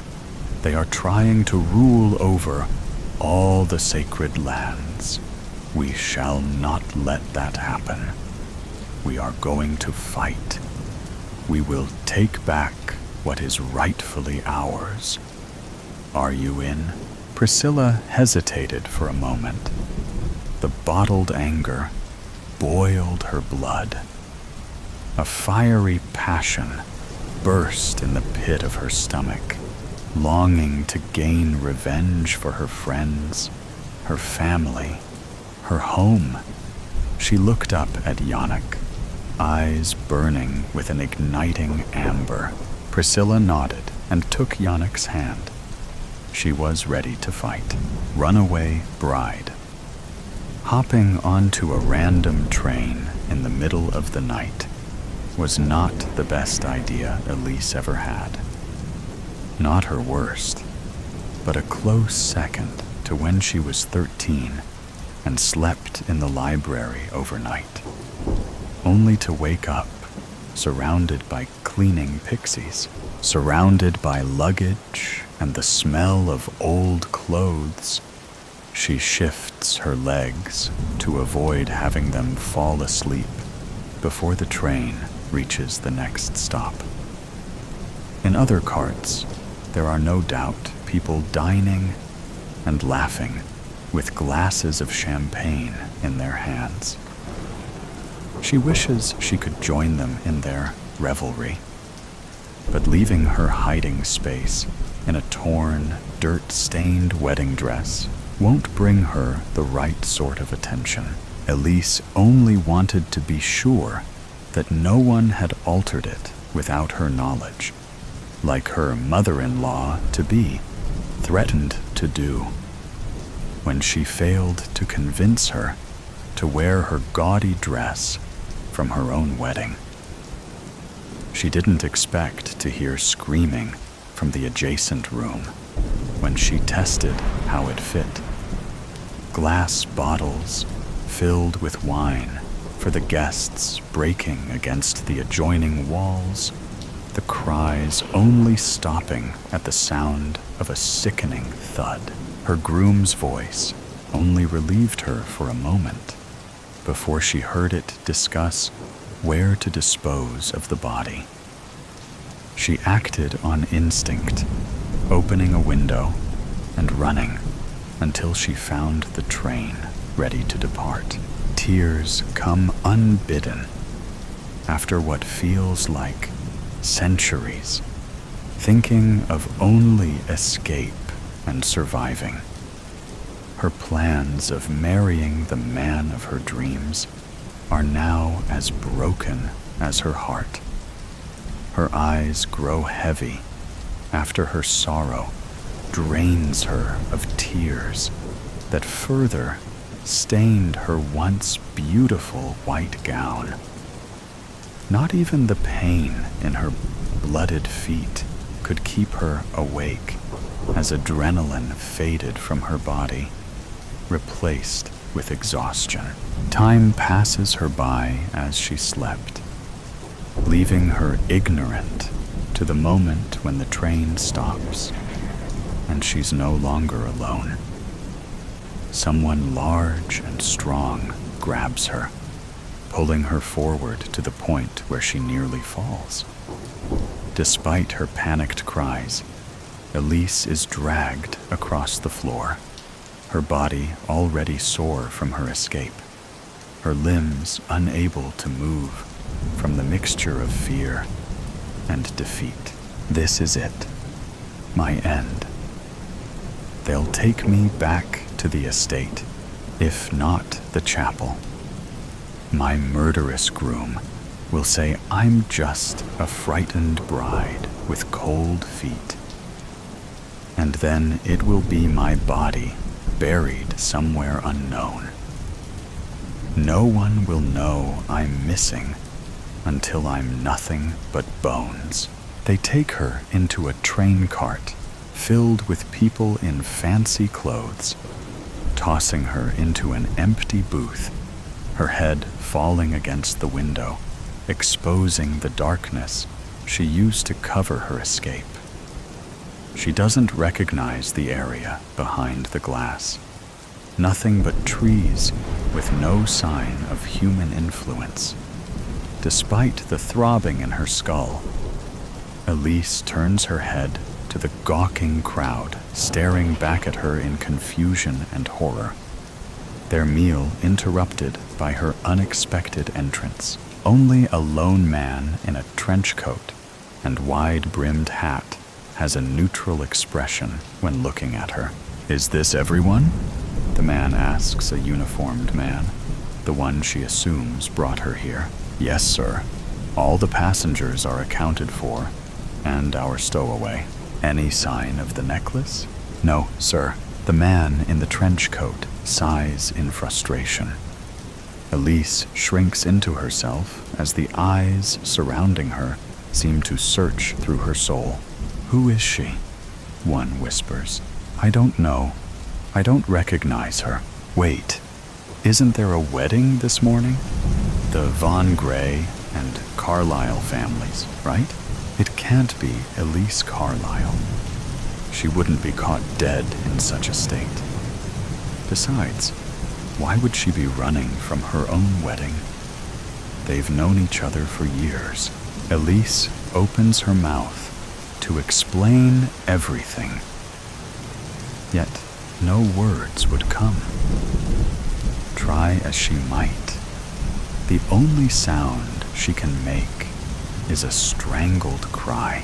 The man in the trench coat walks down the small path separating the row of booths, hands behind his back in thought. Everyone else remains where they are, their panicked whispers filling the small space with dread. "Detective, what are your plans?" someone asks. "I already have the train staff searching for the missing jewelry. The conductor is aware of this, and I've informed him to keep the train here until the necklace is found. If the thief wishes to reach Bridgeway, they will have to confess. Otherwise, We'll wait until the local police arrive to interrogate everyone. The chatter rises to frustrated protests. The person who dismissed her identity, a middle-aged woman with a large hat decorated with silk flowers, rose from her seat. This is preposterous. I have somewhere to be, and being fashionably late isn't an option. If I'm not in the pews at the chapel with the other guests, when the bride walks down the aisle, the shame will ruin my reputation and standing in society. The detective ignores her outburst to write down something in his notepad. The older woman, realizing her declaration failed to sway the detective, reaches for her purse, opening it and searching until she pulls out a hand mirror. Its metal frame shaped into soft vines with glowing stones for flowers. Elise recognizes her seeing mirror as the work of a famous artisan in Bridgeway, the place where the chapel awaited her, and what she once thought would be the start of her new life. The older woman leaves her seat, not making any effort to hide what she's doing from the detective or the other passengers. If he suspects something, he doesn't show it as he eyes the passengers. The older woman finds a small corner with an empty booth, turning her back to the others as she presses the flowers and whispers a few words to connect with another seeing mirror. Elise can only see a flash of light from the mirror before the detective takes position across from her, blocking her view. Care to answer some questions? Elise tries once more to speak. And again, only a sound of pain escapes her lips. The detective's hardened expression shifts slightly as she pretends to write with an invisible pen on the table. Here, you can use mine. Now, first question. How did you get on the train? Elise writes down a few words. Open door. Got on before the train left. And why did you get on the train? Running away. Heard a murder. Groom and groomsmen. Don't know who was killed, but was scared. Your future husband and his groomsmen killed someone? What else can you tell me? Screaming, fighting, glass shattering, silence. Then groom says they need to hide the body. The detective continues to ask her questions, Elise responding with what few words she could conjure from her mind, without fear settling in. When the interrogation is over, Elise feels hollow, yet despondent. The detective thanks her for her cooperation, moving on to a passenger in a heavy wool coat. Yet, before he could ask a single question, two things happen at the same time. A uniformed woman enters the train with a necklace of flawless diamonds in hand, and the older woman throws her mirror against the wall. The detective springs into action, reaching the staff member in seconds. The older woman turns her attention to Elise, her expression changing from rage to concern. She approaches Elise while the others are distracted with the reveal of the missing necklace. You're Elise, aren't you? Elise nods, hope rising in her chest. Oh, I should have known. The older woman returns to her snobbish attitude in an instant. Of course, When I connected to my cousin's mirror, she was certain nothing was the matter, or she would have told me. With this theft of your wedding gift, I worried I would be late, so naturally, I had to give the bride a proper blessing to alleviate the results of my tardiness. And when the mirror was given to the bride, you won't believe who I saw. Did the Von Gray family servants think so little of me that I wouldn't recognize one of them from the times I've spent with their mistress? The dress wasn't even embroidered. She pats Elise's head as if she were a child while it swirls in confusion at the news. Poor thing, forced to play in a foolish man's game. No doubt he believed the veil would hide her identity until the priest declared them husband and wife. No matter, everything will be revealed soon enough. I told my cousin to inform your mother that your groom has a convoluted plan to wed another woman of a lowly station. Once we reach Bridgeway, all will be well. Elise is not certain the older woman's assumptions are correct, but the thought of salvation is enough to set her mind at ease. Once the train resumes its journey, the passengers return to a modicum of normalcy, talking about mundane things as they ate their now cold food. Elise's own appetite returned as she dined with the older woman, as she spoke of the scandal that will erupt once the truth is revealed. With time, the wheels break upon the rails as the station of Bridgeway comes into view.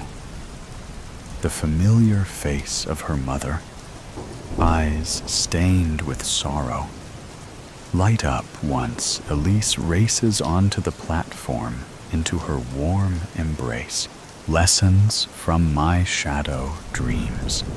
It was storming, the sky a slab of slate with swollen thunderclouds crowding its expanse, each nudging for room.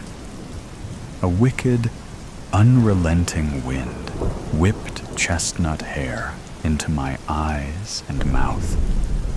Pulling it out of my face, I looked at the desolation surrounding me. Empty air met me in every direction. I don't know where I am, I realize, as the panic starts to set in, and my breathing turns shallow and rapid.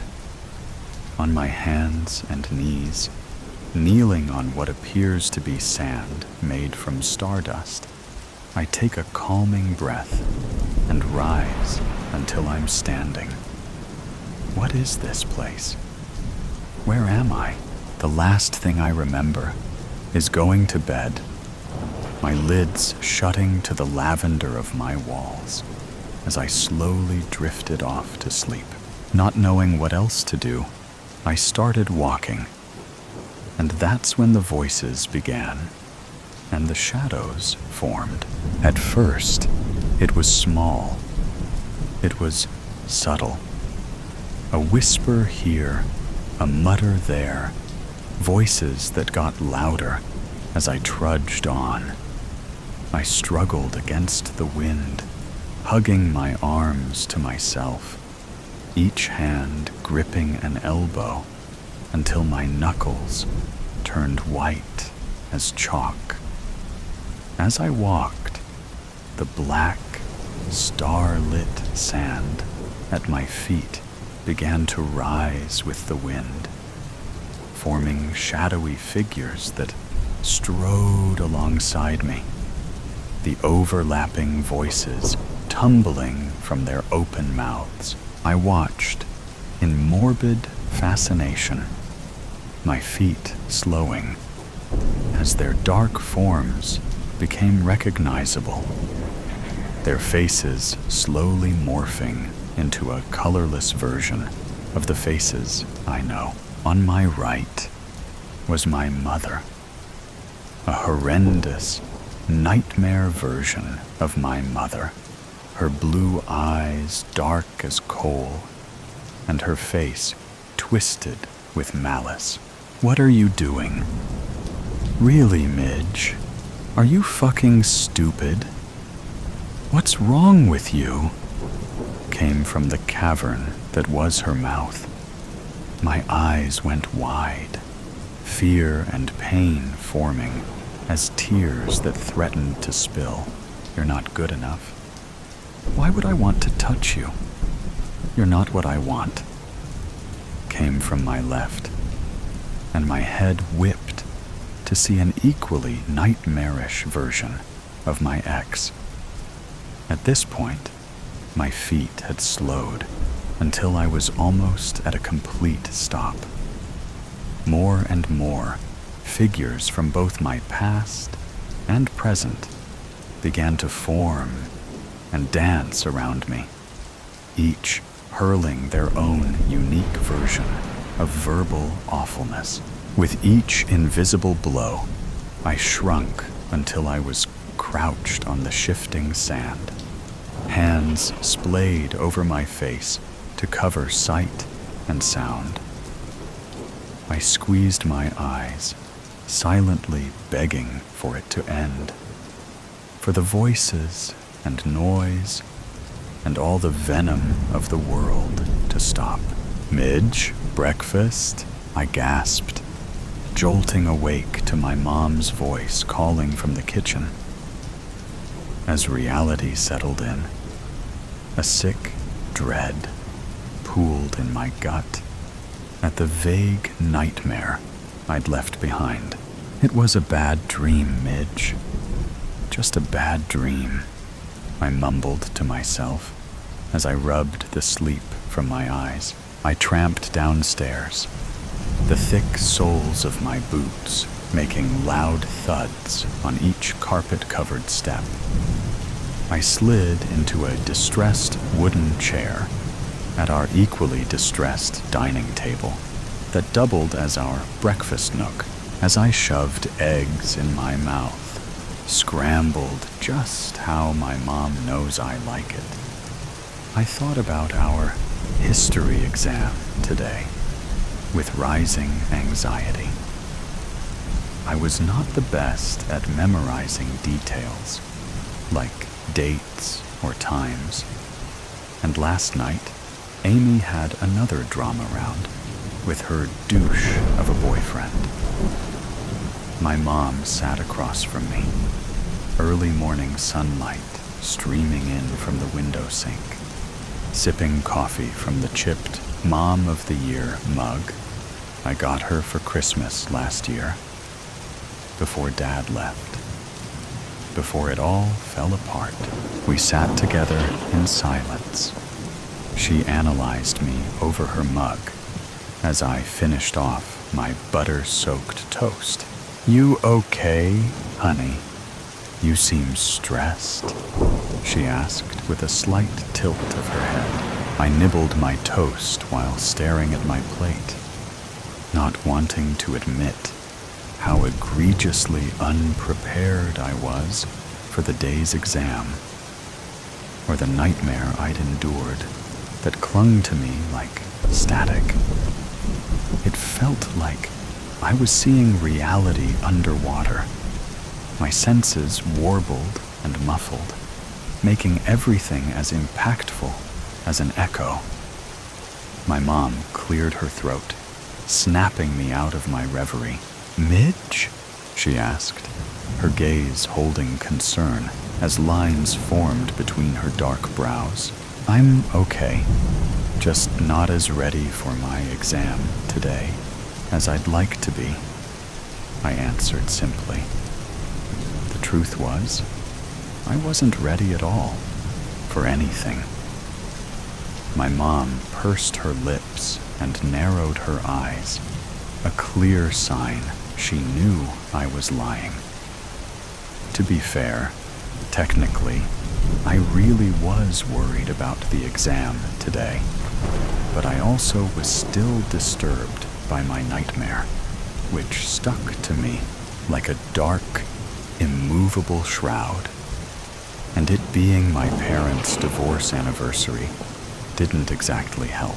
As if sensing my thoughts, my mom's eyes darted to the calendar on our white linoleum fridge, absolutely covered with magnets and pamphlets or flyers. Instantly, her gaze softened when she recognized the date. "Hey, it's gonna be okay, baby. I know today will be hard, but you'll be okay. Plus, your father is still coming for a family dinner this Friday," she said with a quirk of her mouth, as if that should excite me, as if that fixed everything. I simply nodded as I tried to swallow my last bite of toast, which had turned to sandpaper in my throat. "Gotta go, Mom. Thanks for breakfast." Before she could answer, I quickly grabbed my backpack and was out the door. I sat in history, staring blankly at the open-ended questions in front of me. Mr. Sikowitz sat at his desk in the front of the class, hunched over papers he was likely grading for a different set of students, his red pen lightly roving and marking with steadfast eyes. I looked back down at the unanswered prompts in front of me and felt my heart start to quicken. Gods, I'm screwed. Dad would be so disappointed, I thought with increasing fear. My breathing became slightly uneven, and with the panic, my nightmare from the night before reached towards the front of my mind. This was the last thing I needed. But it seemed the more I tried to repress the images and the memory, the harder they fought back. Shadows began to gather at the edge of my vision. That same smoky, starlit sand from the dream clustering along my peripheral.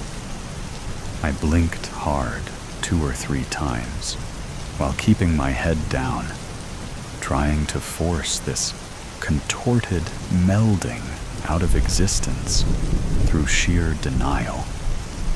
But to no avail. The darkness stayed. Slowly, and with threatening dread, the dregs of my nightmare creeped towards my desk until it surrounded me on every side. I briefly darted my eyes around the room, desperate to find some reaction, any recognition from my classmates of the nightmare unfolding. But I was left wanting. The line between dream and reality was paper thin, blurring further as the familiar wraith-like figures began to swirl upwards and form, then shattered entirely as my nightmare came to life. My mother was again on my right, with a mouth black as pitch, and her blue eyes drained of color once more. "What makes you think you can do this, Midge? Answer me, Midge. What's wrong with you? Are you fucking stupid?" she hissed, as her ghastly form drifted towards my ear, her teeth gnashing with each syllable. It wasn't exactly the same as the nightmare, but it was damn similar. Now my father, in his trademark suit and tie, took shape in front of me, causing me to flick my gaze upwards. Looking was a mistake. His usually coiffed hair laid limply on his head. His eyes were endless black holes, and he stood with his arms crossed, intimidating and unmovable despite his form. His slightly transparent clothes were rumpled and worn, which wasn't like him at all. And he looked at me with a face of disgust and hatred as I'd never known. At least, not from him. "Grow up, Midge. What's your problem? Why can't you just get this right?" he shouted, somehow slamming his not-so-solid hand on my desk, causing me to jump to my feet with a yelp, my chair making a loud crash as collateral. "Ms. Sloan, can I help you with something?" My head whipped over to Mr. Sikowitz, and just like that, as I met his dark brown eyes, the spell was broken. I looked around and realized that the echo of my nightmare had vanished, and all eyes were on me, as if deciding if they needed to grab the straitjacket now or later. I audibly swallowed. No, sorry, Mr. Sikowitz," I said, as I haphazardly righted my chair off the ground and sat while keeping my head and eyes firmly down, my dark hair creating a curtain on either side of my pallid face. The rest of the day passed in an anxiety-filled blur. At every turn and every corner, I looked for the shadows, waited for the starlit sand to reappear, and inch along the edge of my vision, anticipating the god-awful convergence of my nightmare and reality. But it never did. I stared out the bus window on the way home, watching the rain spatter the glass in large, heavy drops. "Hi, honey," my mom hollered from the kitchen when she heard me walk through the door, her voice warm and rich over the cold I felt in my bones, like a homespun blanket. Our house was a pretty open floor plan, with the kitchen slightly sectioned off, but having two large archways on either end of its L-shaped design. I watched her through this opening for a moment, trying to reconcile the nightmare version of her I saw at school with the flesh and blood in front of me. She was currently unloading the dishwasher, and when her hello was met with silence, she turned to look at me, her arm pausing briefly as she made to put away a plate. Her face scrunched, and she immediately put the dish on the counter. "What's wrong, honey? Did something happen at school?" I tried to speak. I tried to open my mouth to tell her about all of it, but nothing would come except tears that began to blur my vision.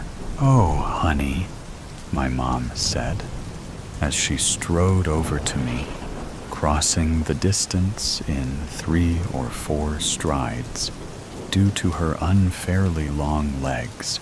I let her hug me, soaked up the feeling of being wrapped in her arms, and for a solid couple of minutes, we stood in the entryway like that. I reveled in her warmth, the sensation of her solid arms around me, and memorized every detail that made her real, keeping contact with a hand on my shoulder. She guided me to the couch where we sat, knees angled towards each other. "Honey, what is it?" she asked. I looked at her, and at first I could only stutter. As I struggled to form coherent words, I felt my anxiety and panic start to rise. The shadows were at the edge of my vision again, causing my breathing to turn rapid and shallow. "Honey?" my mom asked, leaning closer. I could barely hear her, barely see her over the pounding of my own heart. "Midge," my mom said, a bit louder now, giving my leg a slight shake as she placed her hand on my knee. The shadows and the darkness were beginning to take shape now. Starlit sand rolling across the ground as it crept ever closer. Tears pooled along my lids, causing my vision to blur. Suddenly, warm, soft hands enclosed my face, and my mom's face, my real mom's face, swam in front of me. "Midge," she seemed to say in almost a whisper. Look at me," she said, increasing the pressure around my head. "You are not broken, okay? I don't know exactly what you're seeing, but it's not real, okay? I'm real. I'm here," she said, taking the limp hand from my lap and gently placing it over her heart. I felt the softness of her wool sweater under my fingertips, like touching a cloud made of silk. I focused on her eyes, blue, just like they were supposed to be. "Your mom's. Right here, Midge. Right here. Not that ghoulish thing of nightmares," I thought to myself, as the vile shadow, puppeting as her pushed and crowded closer along my peripheral. "That's it, baby. I'm right here. Breathe, honey. Breathe with me. Focus on my voice, on my face. I'm right here," she said with a squeeze of my fingers, as she had removed her hands from my head and was now holding my own in her lap, her gaze unwavering. I took a steadying breath. "Just breathe, Midge. That's all you have to do. Just breathe." I counted to 10 as I inhaled, and did the same on the exhale as my mom, keeping hold of my hands, did the same. "That's it, honey. Breathe. Just breathe. 10 in and 10 out. You can do this." I nodded, and as I expanded my lungs in and out, feeling my pulse start to slow, blessedly, the shadows began to ebb, receding from the edge of my vision. The grotesque, half-formed versions of my loved ones melting and fading away, bit by bit. By about the 5th or 6th of these exercises, the nightmare was all but gone, the shadows having slunk back to whatever hellish mindscape they belonged to. "There she is," my mom said with relief, seeing my eyes clear and the panic gone, a slight smile playing on her lips. I crumpled, burying my head into her chest with small sobs. "Oh, honey," she let out softly, stroking the top of my head as only a mom can. "Has this happened before?" she asked gently. I lied, shaking my head slightly as I kept it tucked into the crook of her arm. Gods, her sweater felt like the softest pillow. I soaked up the comfort, mid.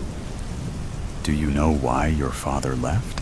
I whipped my head up, pushing out of her arms, taken aback by the subject change. Realizing I wasn't going to answer her, she continued, but her face took on a faraway look, as if trying to see through the smog of time to the not-so-distant past. Our family, both the men and the women, have always struggled to master themselves. We have the curse of extreme feeling, of intangible emotions strong enough to drown countries. And for some of us, that leaks into our dreams. And then, sometimes, those dreams, usually the darkest of nightmares, leak into our reality. She shifted her focus back to me and asked with a tilt of her head, "Do you understand what I'm saying, Midge?" "No, not really," I mumbled, swallowing and tucking a loose strand of hair behind my ear. My mom leaned forward, using her thumbs to wipe away my residual tears, and took my hands in hers. "Honey, what were you feeling? What did you see?" she asked, her blue eyes piercing. I don't know," I said, avoiding her gaze. "I was sitting in class, trying to take my test, and, well, I wasn't sure of some answers. And then I was thinking about Dad, and I panicked. Then the nightmare started, but no one else could see it, just me." At this, I raised my head to look at her with wide eyes, searching for answers or preparing for a straitjacket, whichever came first. My mom pursed her lips, seeming to debate how much she should or shouldn't say. I saw the moment she decided to bear all, clear as day. "Honey, you were experiencing a moment of extreme emotion, of anxiety and fear, maybe panic. And sometimes those things can make us forget who we are, or even where we are. For the few in our family who have a very special heart, our emotions can cause our worst fears or worst anxieties to come to life. It usually takes an extreme or traumatic event. And given today's date," she trailed off, her eyes going distant again. After a moment, with a shake of her head, she returned her attention to me. She made to speak, but I stopped her before she could get a word out. "What happened with Dad?" I asked. My mom silently opened and closed her mouth, clearly struggling with what to say or how to say it. "When it happened to me while I was with your father, he thought I had gone half mad. Mine was a nightmare too, a wretched one that had me crouched in the corner like a rabid animal. Once we learned of our family history and what some of us have to deal with, he decided he didn't want to stay with someone who couldn't trust her own emotions, her own feelings, whose reality and dreams tended to mix and meld until they were one and the same. My mom's voice got progressively softer as she spoke, until it was barely above a mere whisper. "I'm so sorry, Mom," I said, taking hold of her hands and squeezing her palms. "That's all right, sweetie," she responded with a grimace, tucking another strand of chocolate brown hair behind my ear. "You know why?" Her eyes twinkled mischievously. My brow scrunched as I tried to find anything good in what had so far transpired, or what I'd been told. "Because," my mom said, clearly seeing I was coming up empty, "it's not just the bad dreams our hearts can bring to life." She smiled, placing a hand upon my cheek, rubbing small circles against my skin with her thumb. "It's the good ones, too. In the name of the park, they say you never really know what someone is like. Not truly. Life has a funny way of showing you. Coincidences, they call them. Those little twists of fate that seem too good to be true. Like how, just as the park started filling up with the wrong kinds of people, they all began to disappear, one by one. Strange, isn't it? I've lived here for decades, in this little house with its flower boxes and its white shutters, watching the seasons change, watching the people come and go at the park across the street. For so long, the park was perfect. Flowers bloomed each spring, and the trees provided shade for the frolicking that took place under them. The good people were always there, the ones who respected it. There was Mrs. Calloway, who had walked her poodle, Franz, at the same time every morning for 20 years. There was George, the retired school teacher, who read his newspaper on the same bench while sipping his thermos of coffee.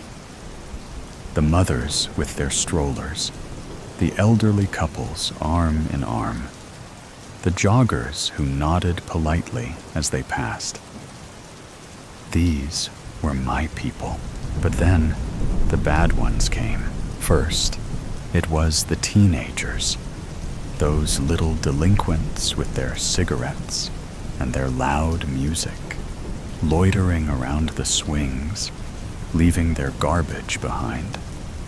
They carved their nonsense into the benches, foul words that I won't repeat, marking their territory like stray dogs. I scolded them at first, wagging my finger, telling them they should be ashamed. They only laughed. They had no respect for anything.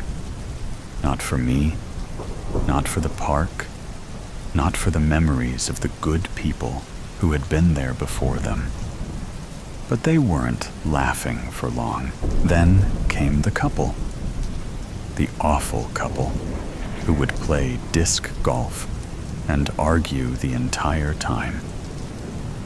He was a burly man with a voice like a fehorn, and she was a waifish thing, shrill and unrelenting like a bird.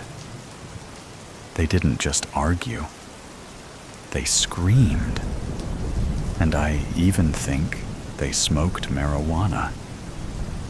I would try to enjoy my walks, but their voices would pierce through the trees, ruining everything. Clem, Ollie, and Marcus, my Yorkies, would cower in fear as they approached us. It was always about money, or about some other woman, or about how she was ungrateful. And he was a brute. She used much more colorful language. The sound of their discs clattering against metal mixed with their venomous words, polluting the air. Their presence felt like a stain on what should have been a sanctuary, a place of peace. I could almost hear the park groaning under their weight. And then there were the worst ones of all. The dealers. I noticed them sneaking into the park, lurking by the back benches where the trees grew thickest. They wore hoodies, their eyes darting around as they exchanged small bags for crumpled bills. I knew exactly what was happening. I'd seen enough crime reports to recognize the signs, and to think they were doing this when there were children and teenagers in the vicinity. The neighborhood wasn't safe anymore. My park wasn't safe. I saw them whispering to people who passed by, shifting anxiously, always watching their backs. I knew their kind. I had seen the stories on the news. Violence always followed them, and the police did nothing, and yet people ignored it. They walked past, either too afraid or too indifferent to say anything. I called our local police station, and they only told me they would send an officer to check it out. I will tell you, this did not happen. As I watched from my window and saw no police officers in the area, I did report this as well. But I knew the truth. If you want something done right, you must do it yourself. I had to do something. You can never judge a book by its cover, they say. People look at me, and they see an old woman, slightly hunched, dressed in my sensible sweaters and shoes, walking my 3 little dogs. They see my tidy house with the white shutters and the flower boxes, and they assume I am exactly what I appear to be.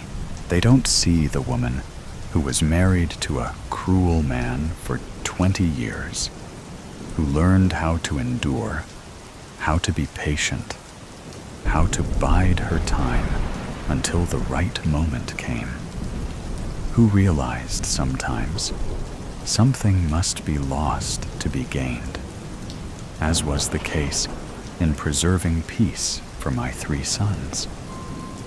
They don't see the woman who grew up on a farm, who learned early how to break a chicken's neck in one swift motion.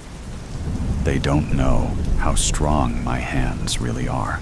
Desperate times call for desperate measures, don't they? The teenagers were first. It wasn't hard. One of them, a particularly mouthy one with a sneer that made my blood boil, was walking home alone one night. It was almost too easy. A single strike with the tire iron I kept in my shed, and he crumpled like a rag doll. He and his friends did not hang out at the park after that, so far as I could tell. It was strange how quickly the others took the hint. The arguing couple was next. I followed them, listening to their voices rise in fury. They were on the edge of the park, past the old fence, where no one went anymore. She was crying. and he was yelling, his voice shaking the leaves. I didn't even hesitate. A push was all it took, just one push, and his big, lumbering body toppled over the edge of the ravine. The silence was so sudden, it was almost beautiful. It was as if the park could finally exhale. She turned to me, eyes wide, lips trembling. I thought she would scream, but she didn't. She ran. And I let her, because I knew she wouldn't tell. Women like her know better than to cross women like me. And maybe she will use this second chance to make some better life choices. The dealers were harder.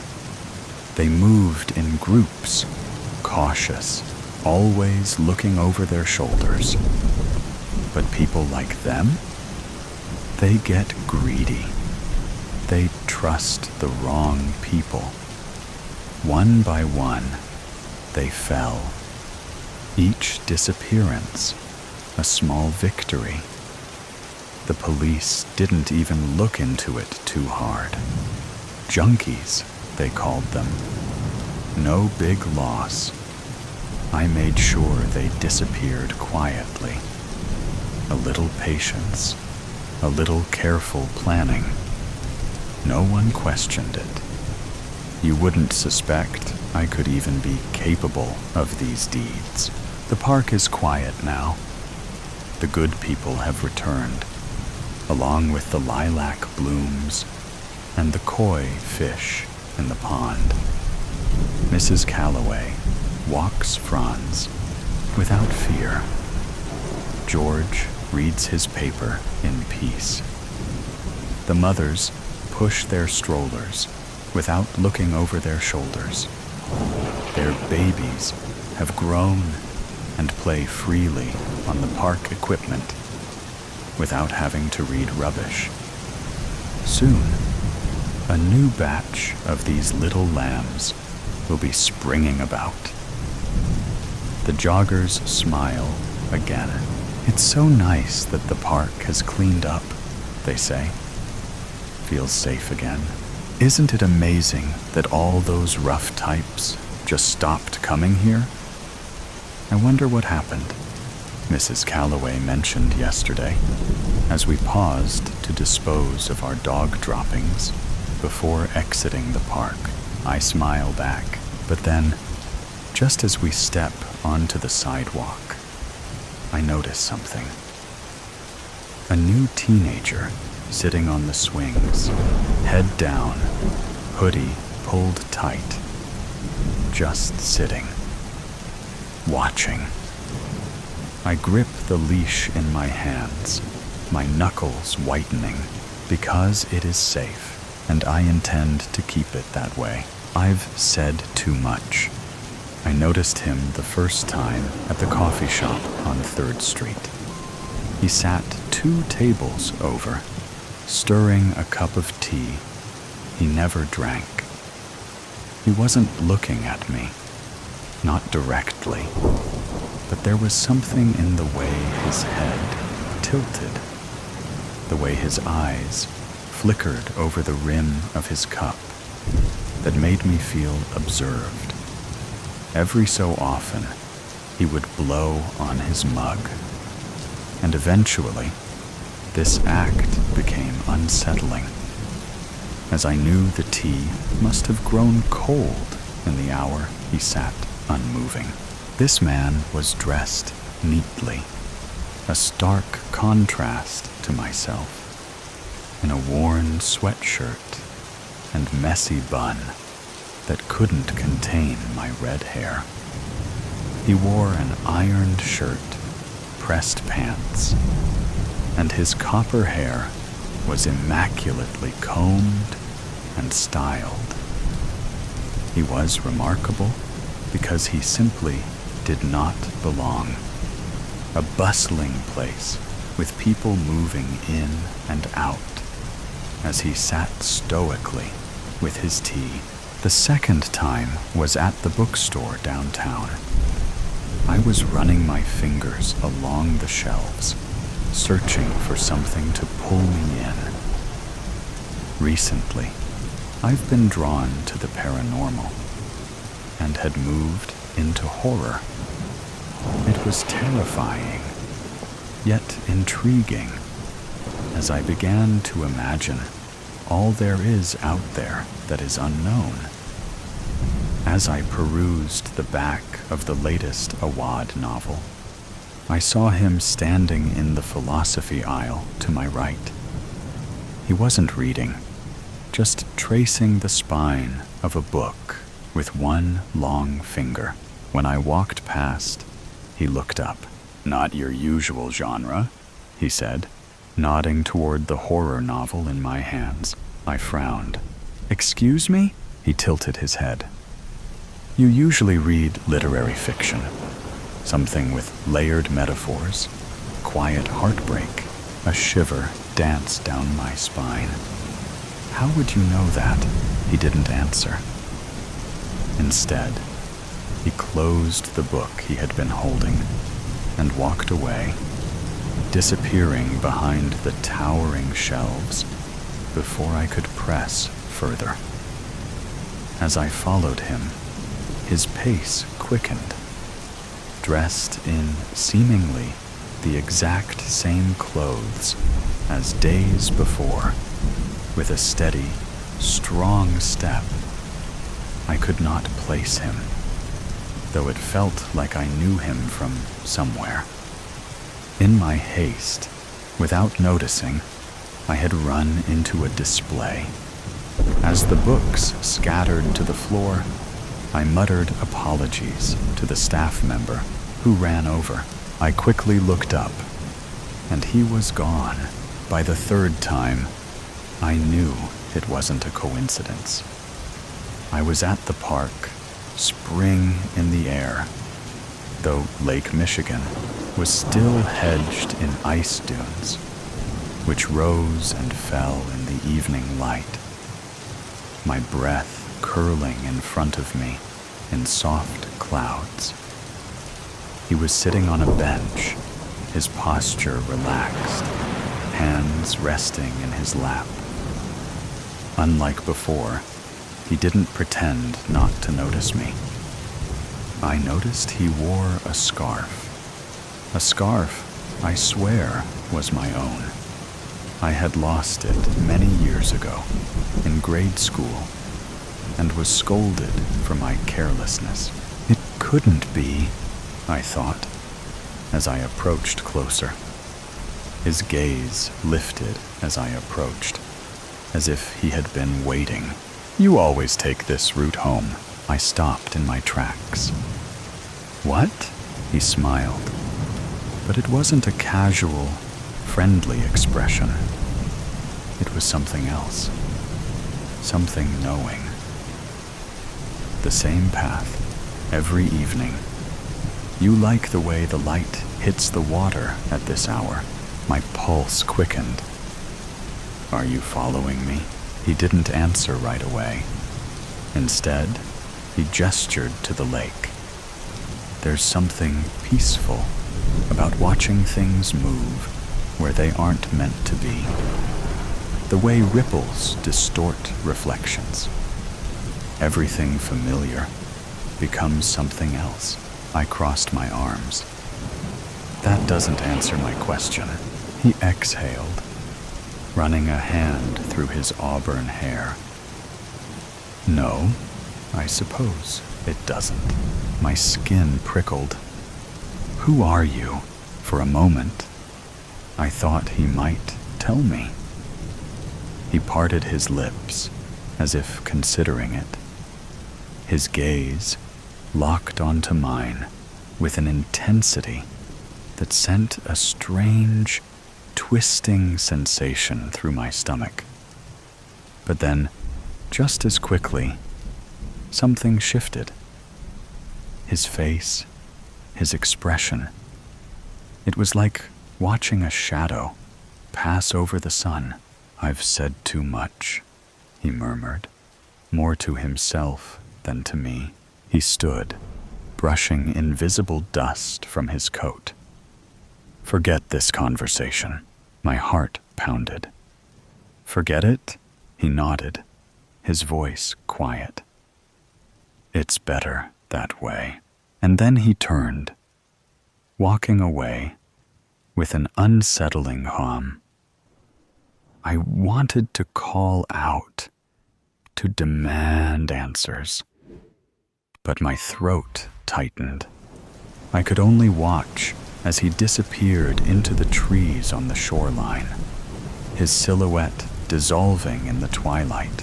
It wasn't until I turned back toward the path, heart hammering, that I realized something strange. There were no footprints where he had been standing, and the air where he had spoken still carried the scent of something I couldn't quite name. Something like old paper, burnt cedar, and a storm about to break. I don't remember deciding to come here. One moment, I was standing in the park.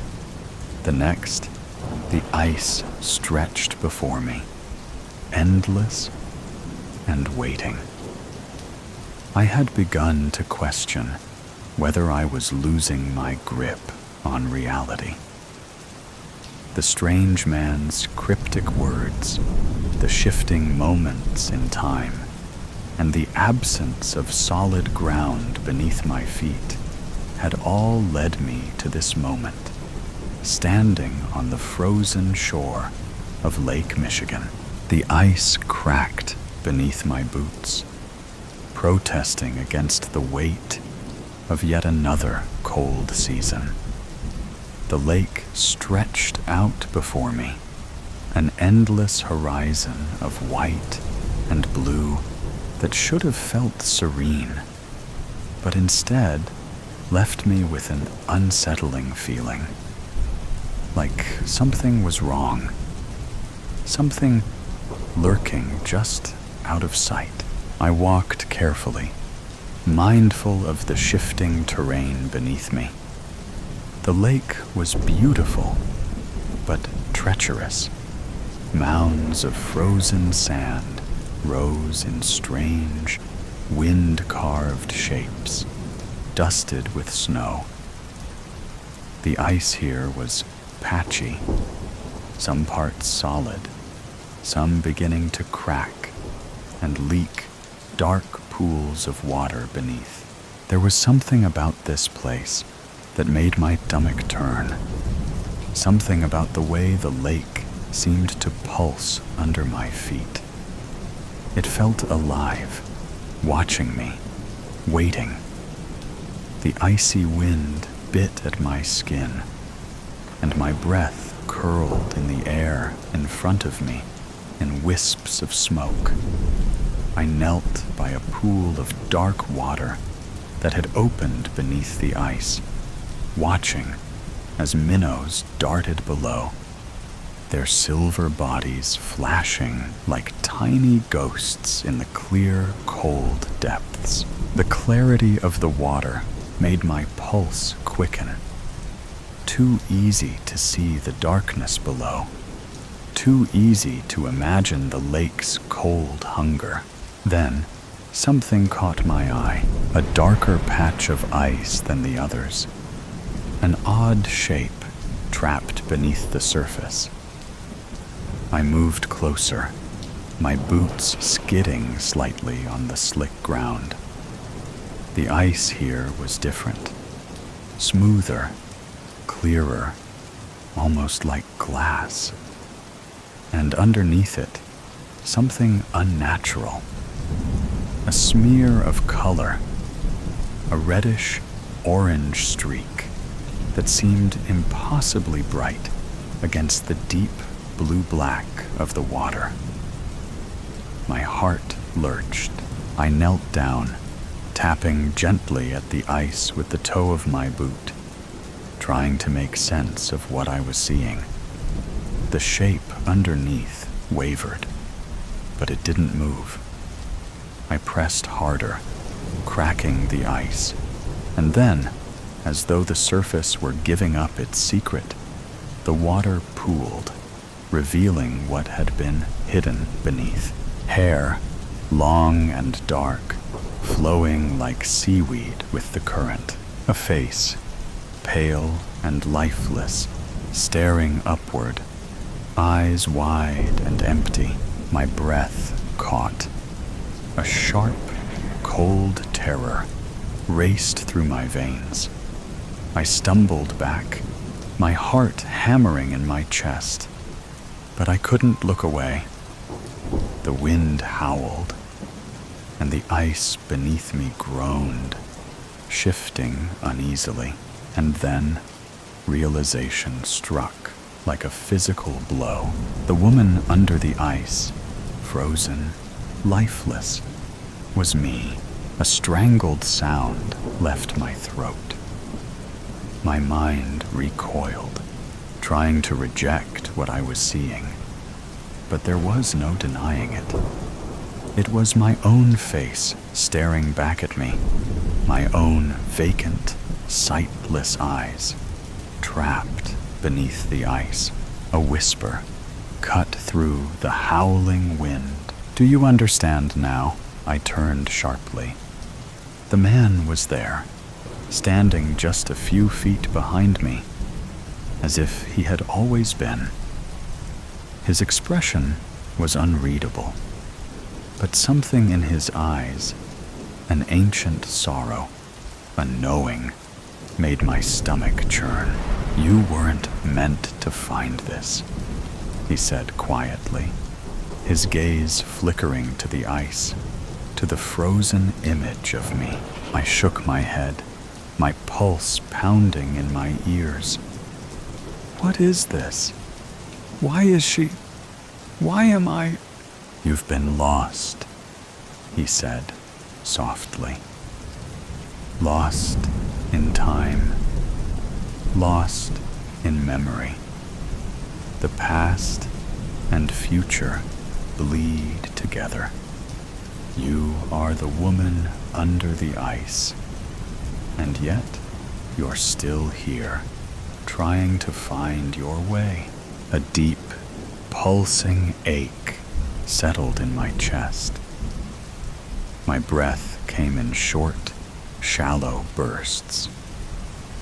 I wanted to reject his words, to turn and run, but something about them rang true in a way I couldn't explain. I opened my mouth to speak, but something flickered in my peripheral vision. Movement in the ice. I turned sharply, expecting to see the body beneath me shift, but what I saw instead made my blood run cold. Reflections. Not just one, but many, scattered across the ice in broken, distorted fragments. My face, but not as it was now. Older, younger, crying, laughing, standing somewhere else entirely, flickering like a glitch in time. 100 versions of me trapped beneath the surface, shifting and blending like ripples in the water. One version of me didn't flicker and vanish like the others. She was staring back, her mouth moving soundlessly, like she was trying to warn me. My hands trembled. "This isn't real," the man sighed, as if he had been expecting this reaction. "What is real?" he murmured. "Is time so linear, Alex? Can you really be sure you're still the same person you think you are?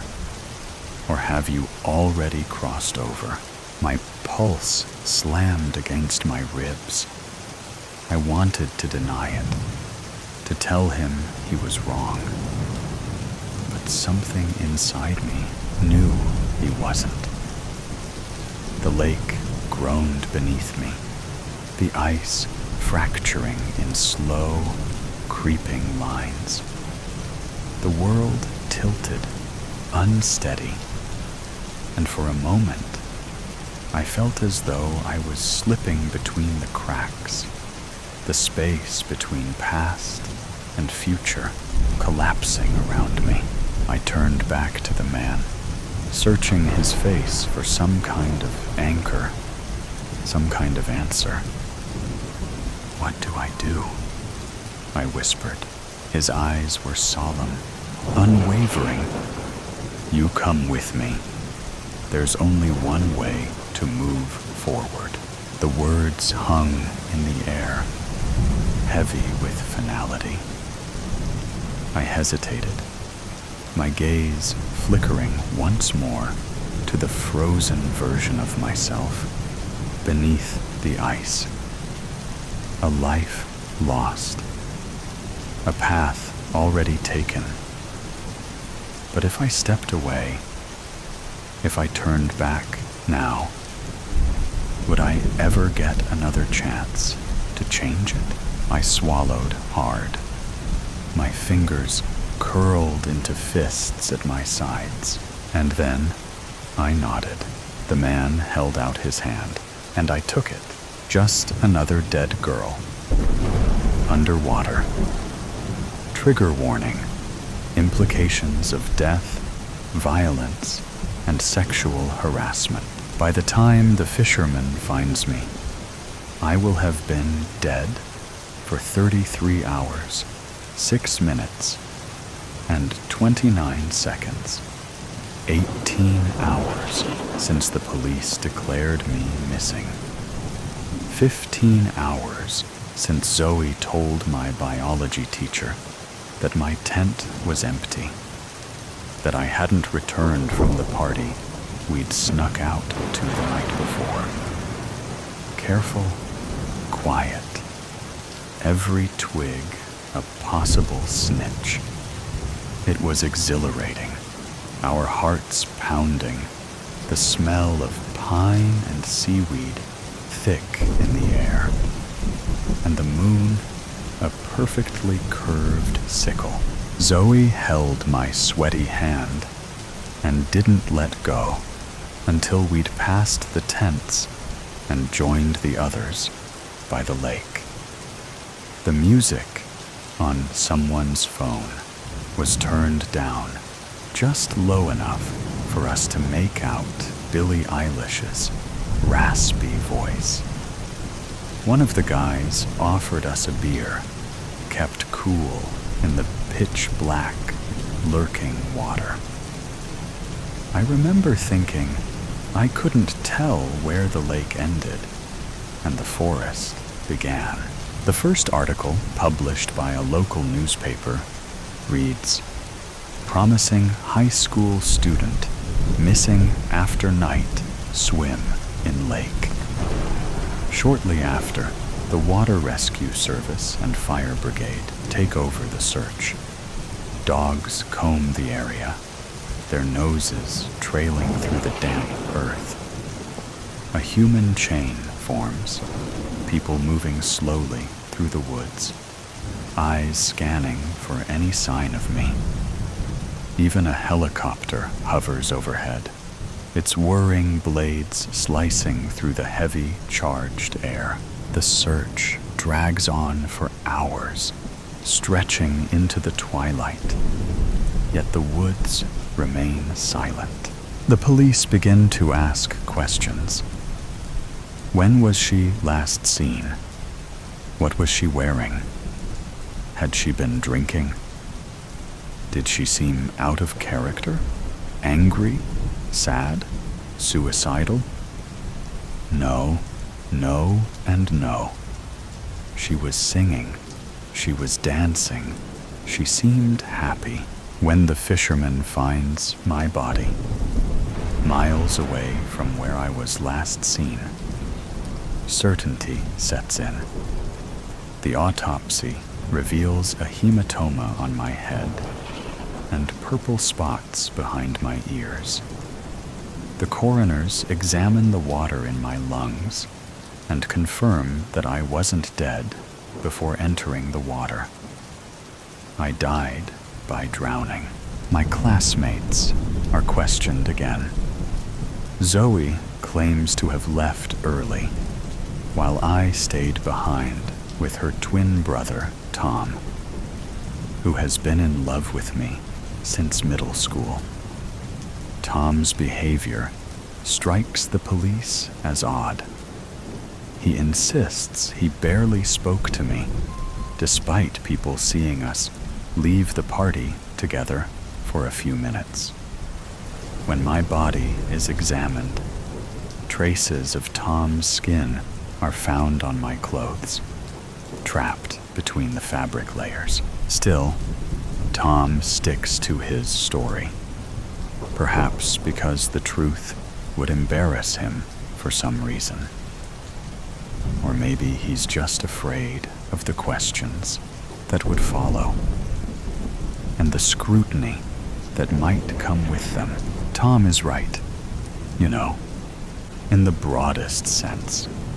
We really only exchanged 3 or 4 sentences that night, but only because Tom's mouth was otherwise occupied with me. I had enjoyed every second of it, and looking back, I wish I'd given him a real chance, but I was too worried about what other people might think. So, as usual, I brushed him off, leaving him to walk away from the party, feeling hurt. Cassandra insists she heard Zoe and me arguing that night, just before Zoe headed back to the campsite. According to her, we were fighting over Tom. Of course she would say that. What else would 2 girls argue about, if not a boy? Cassandra even claims that Zoe pushed me, though Zoe denies it vehemently. She denies discussing Tom at all, insisting it was about something else, something that wouldn't come to light until much later, when our biology teacher became a suspect. But Cassandra holds firm to her version. The thing about Cassandra is that she's always been a shadow, the kind of girl whose name teachers forget after 2 weeks of spring break. Kelly, Cindy, Carrie. Something with a Z, though, right? So, when she finally gets the chance to talk to the police and be part of the investigation, she jumps at it. Unfortunately, Cassandra isn't much help to the investigators. She leaves the party at 2 a.m., at just 40 minutes before I die, leaving me alone with a group of guys who've brought along some tranquilizers. Sitting next to them felt like being stuck in a fever dream, where Jacques Derrida explains quantum physics at a frat party. At some point, I decided it was time to head back. One of the guys casually asked if I needed someone to walk with me, and I said yes, but no one moved. I glanced back, the campsite faintly visible through the cold, white light filtering through the pines. It was only a few meters away, just beyond the trees. I'd walked this path for days, never once feeling threatened by the shadows in the bushes. But tonight, that sinking feeling in my stomach wouldn't go away. Still, I refused to be that girl, the one who got scared at every creak in the dark, the one who needed someone to hold her hand for a few steps. so I stood up and said I'd walk alone. Instead of sticking to the dark trail, though, I decided to take a small detour along the riverbank. A bit longer, a bit lighter, and hopefully a bit safer. One of the guys told me to text him when I made it to my tent. But when I didn't, no one even noticed. 16 days after my death, suspicion begins to shift toward our biology teacher. Devin, one of my classmates, reveals that he had felt ill that night and went looking for the teacher's tent, only to find it empty. Soon after, the teacher's behavior takes a strange turn. He starts making inconsistent statements that don't add up. One day, he calls Zoe into his office after class, where he insists that his earlier proposal to her before the trip had been nothing but a joke. She understood that, right? It was sarcasm, he says, claiming that what he really meant was that if she wanted to improve her grades, she should consider attending a tutoring service. And this is where Cassandra steps in for the final time. She confesses that she visited our biology teacher after the party and that they went to the boathouse, where, according to her, nothing bad happened. He was just there for me. The biology teacher is immediately suspended, but the case against him has nothing to do with mine, as Cassandra's alibi clears him. Meanwhile, the suspicions surrounding Zoe and Tom are too weak to pursue. My case remains unsolved, and eventually people begin to accept the idea that it was just a tragic accident, that I must have hit my head when I jumped into the water. They agree that I seemed unhappy, not just that night, but in general, and that my relationship with my parents, who expected me to excel in everything, was strained. Perhaps the pressure had finally got to her. It's all unsatisfying, of course.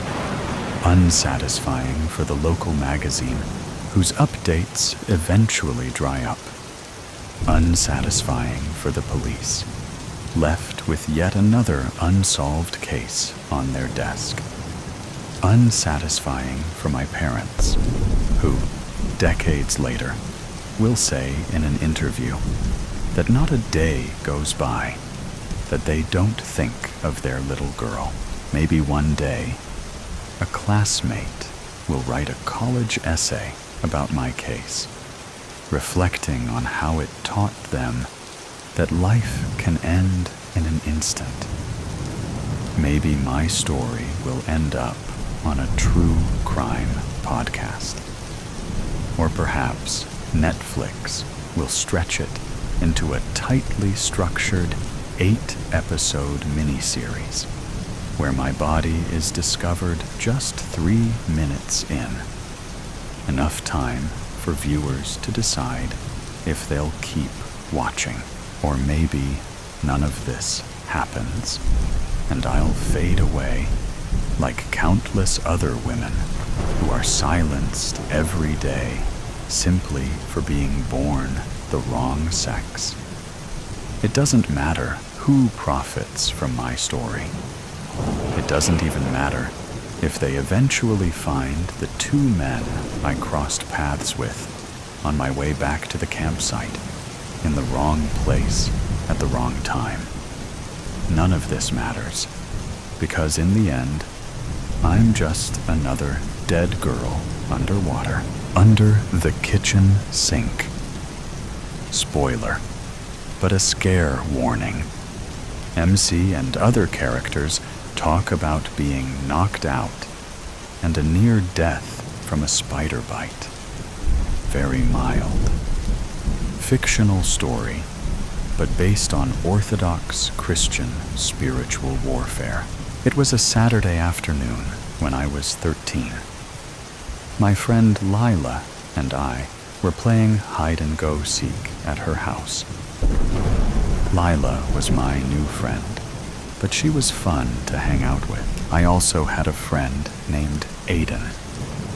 He was my best friend since I was little, like really little. He looks the same age as me, but he always acted a lot older. He was scared about me going places I shouldn't, and that I should be careful. But he said that a lot with Lila, because I never told my mom about me visiting her. But I thought, as long as I got back between the 2 hours, I got off school, and she got home from work, she would never find out.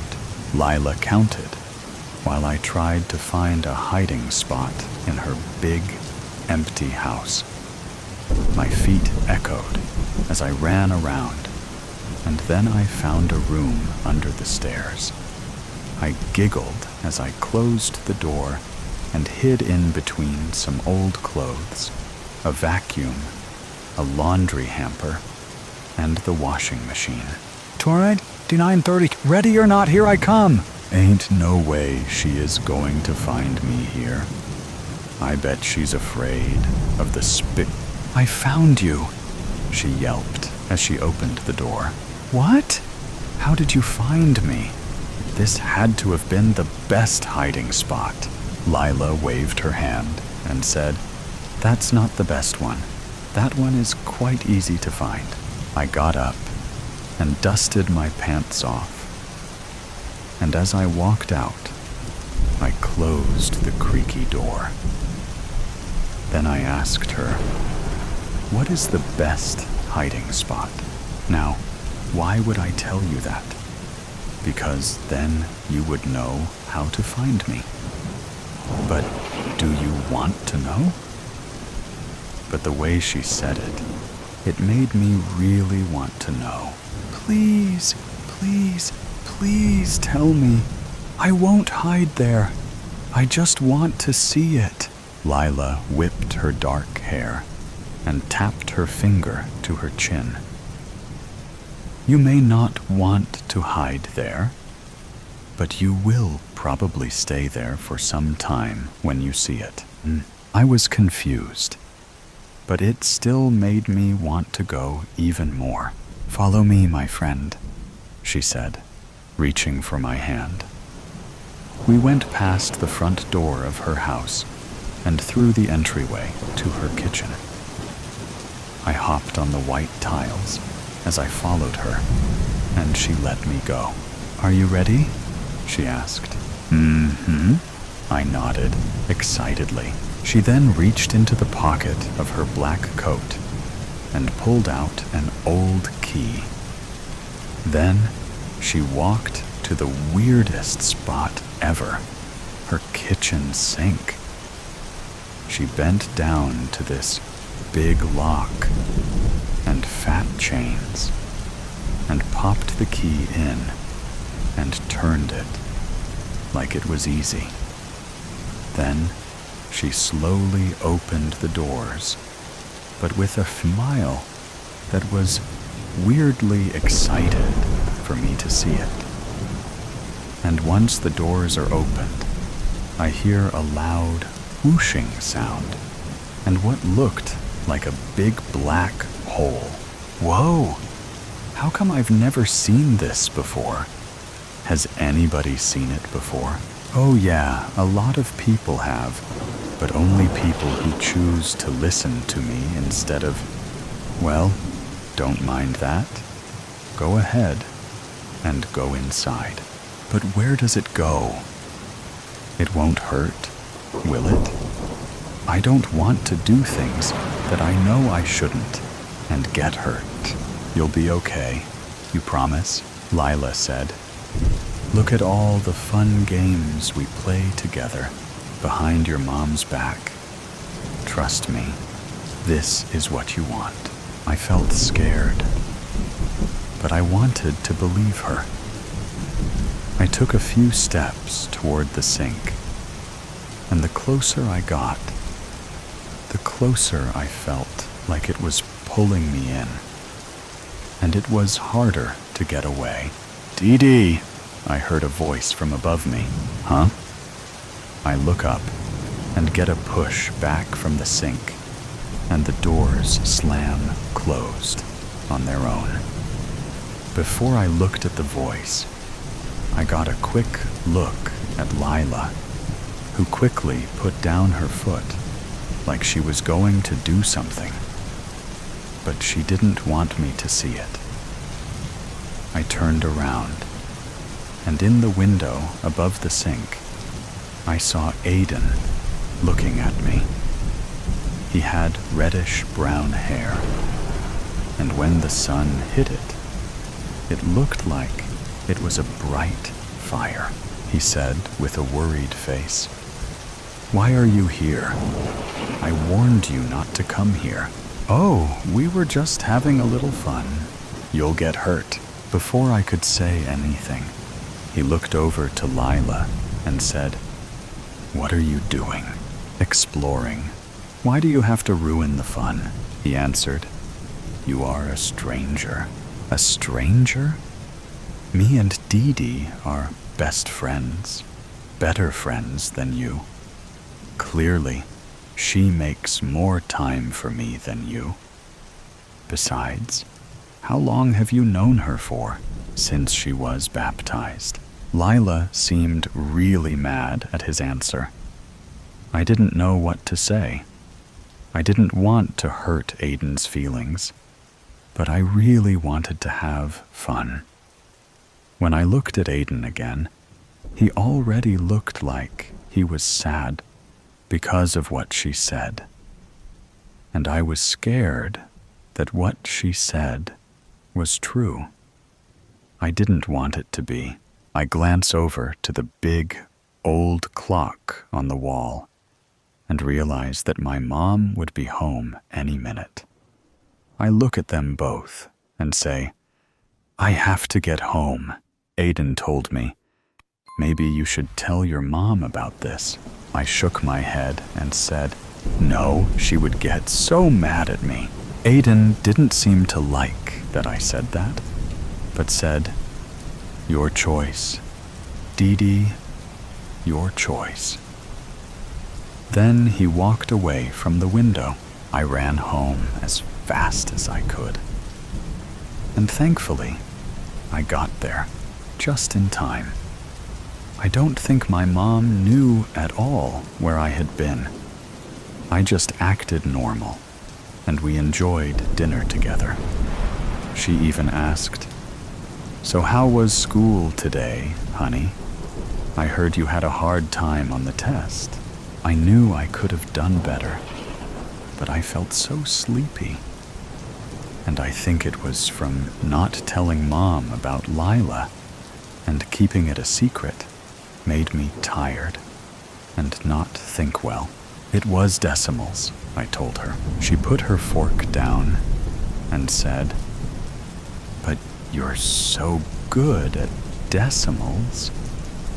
She looked confused and said, "Dee Dee, you seem to be having a hard time in school lately. Not just with the test, but with things you know, and know really well." I felt warm.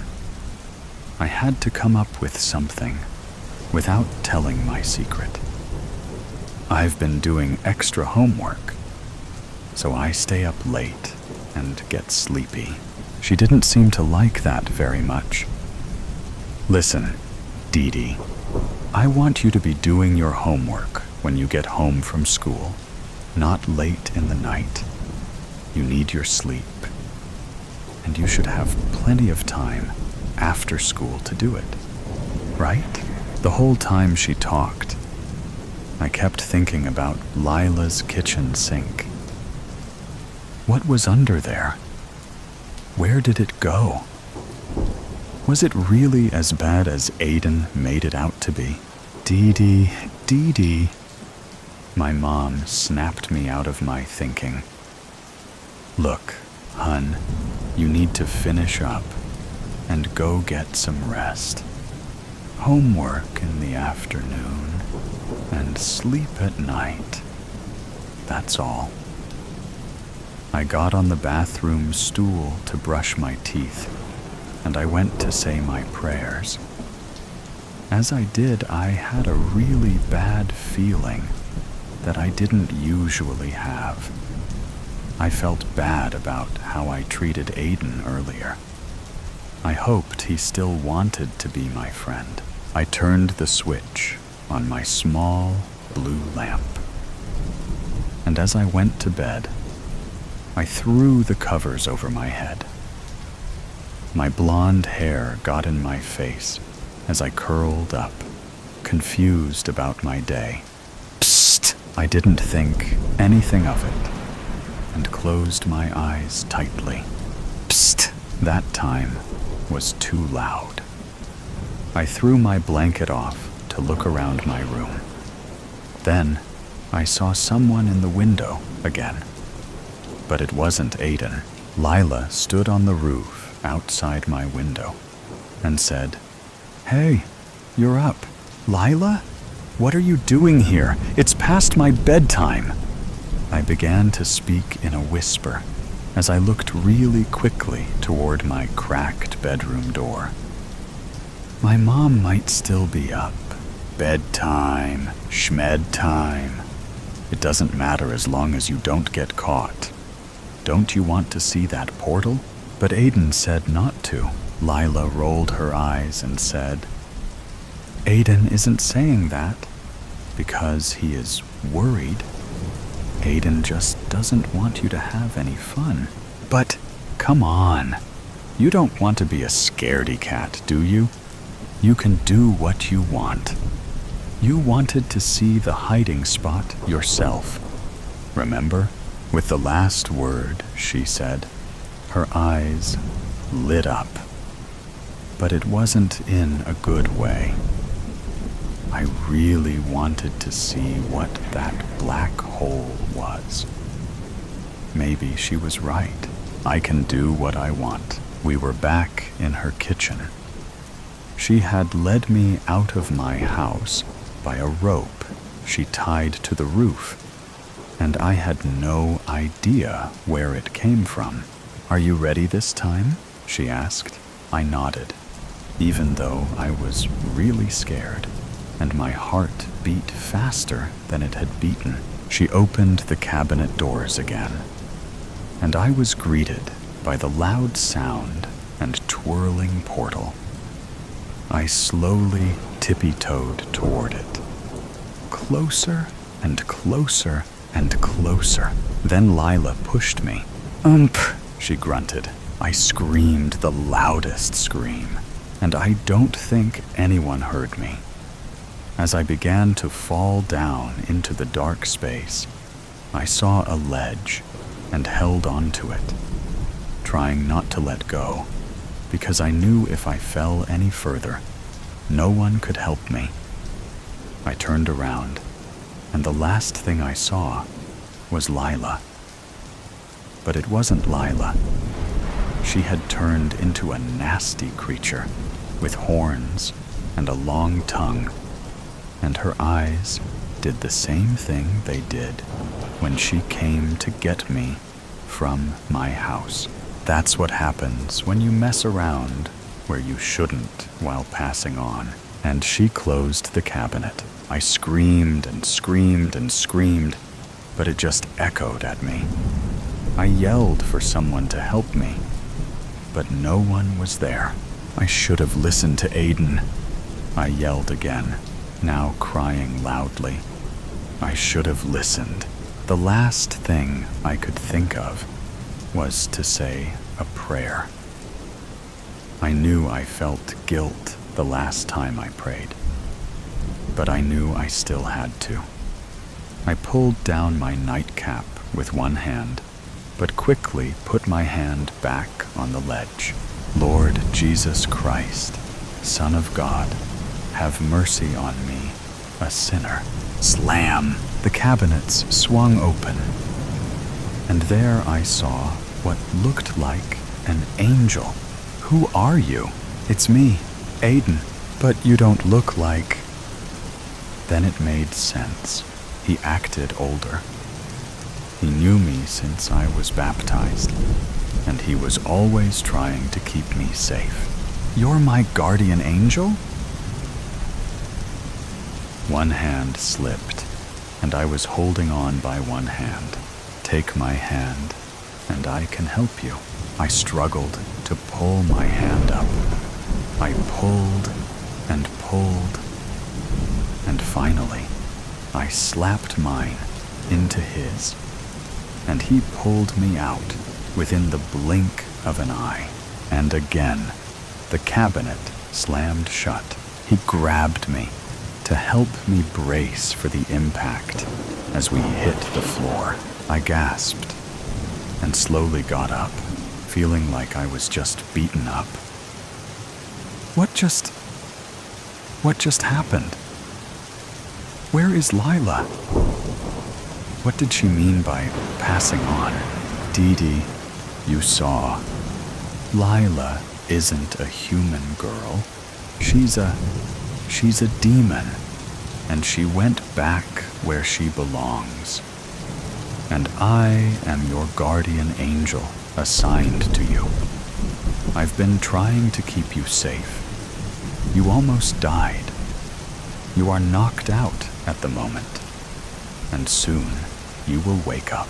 I thought my next question would be, how did I die? But he answered before I could ask. The first time you came towards the portal, you were near a nest of spiders, poisonous ones. And because you had disobeyed, and how close he had become to Lila, you put yourself in a very dangerous position. But I pulled you away. This time around, one bit you, and it was almost enough to kill you. But thank the Lord you prayed when you did, before it was too late. Or we'd be in a different situation. I thought about it. If I had passed, it would have been 3 days, and then it would have been the toll houses. And I certainly wasn't ready for them yet. I was shocked. But this is all happening, right? How about hide and seek? What happened with that? It still happened, but you were the only one who could see Lila and me as well. But the portal itself exists, but not in the way you thought may have at first. I stood there and sat back down. What do I do now? What I've told you to do is be honest and listen to those who are trying to protect you. We stopped talking for a minute. I needed to take a moment to think about what happened. We both looked at the moon, and my last question was, when will I wake up? Just keep looking up, he said. Your mom will come to find you here safe. And will I see you again? He looked at me and smiled and said, just continue to live as you should. I will always be here to protect you. So today's story has come to an end. Or perhaps it never really ended. There are mysteries still there, questions still unanswered, and sometimes things that seem to only exist in stories can creep into reality in unexpected ways. Are you sure that when you turn off the sound, everything around you will still be normal as before? Or is there something watching you? Either way, always remember that these are just stories, or at least we want to believe that they are. If you like moments of suspense, tension, and breathlessness, don't forget to follow me so you don't miss the next stories.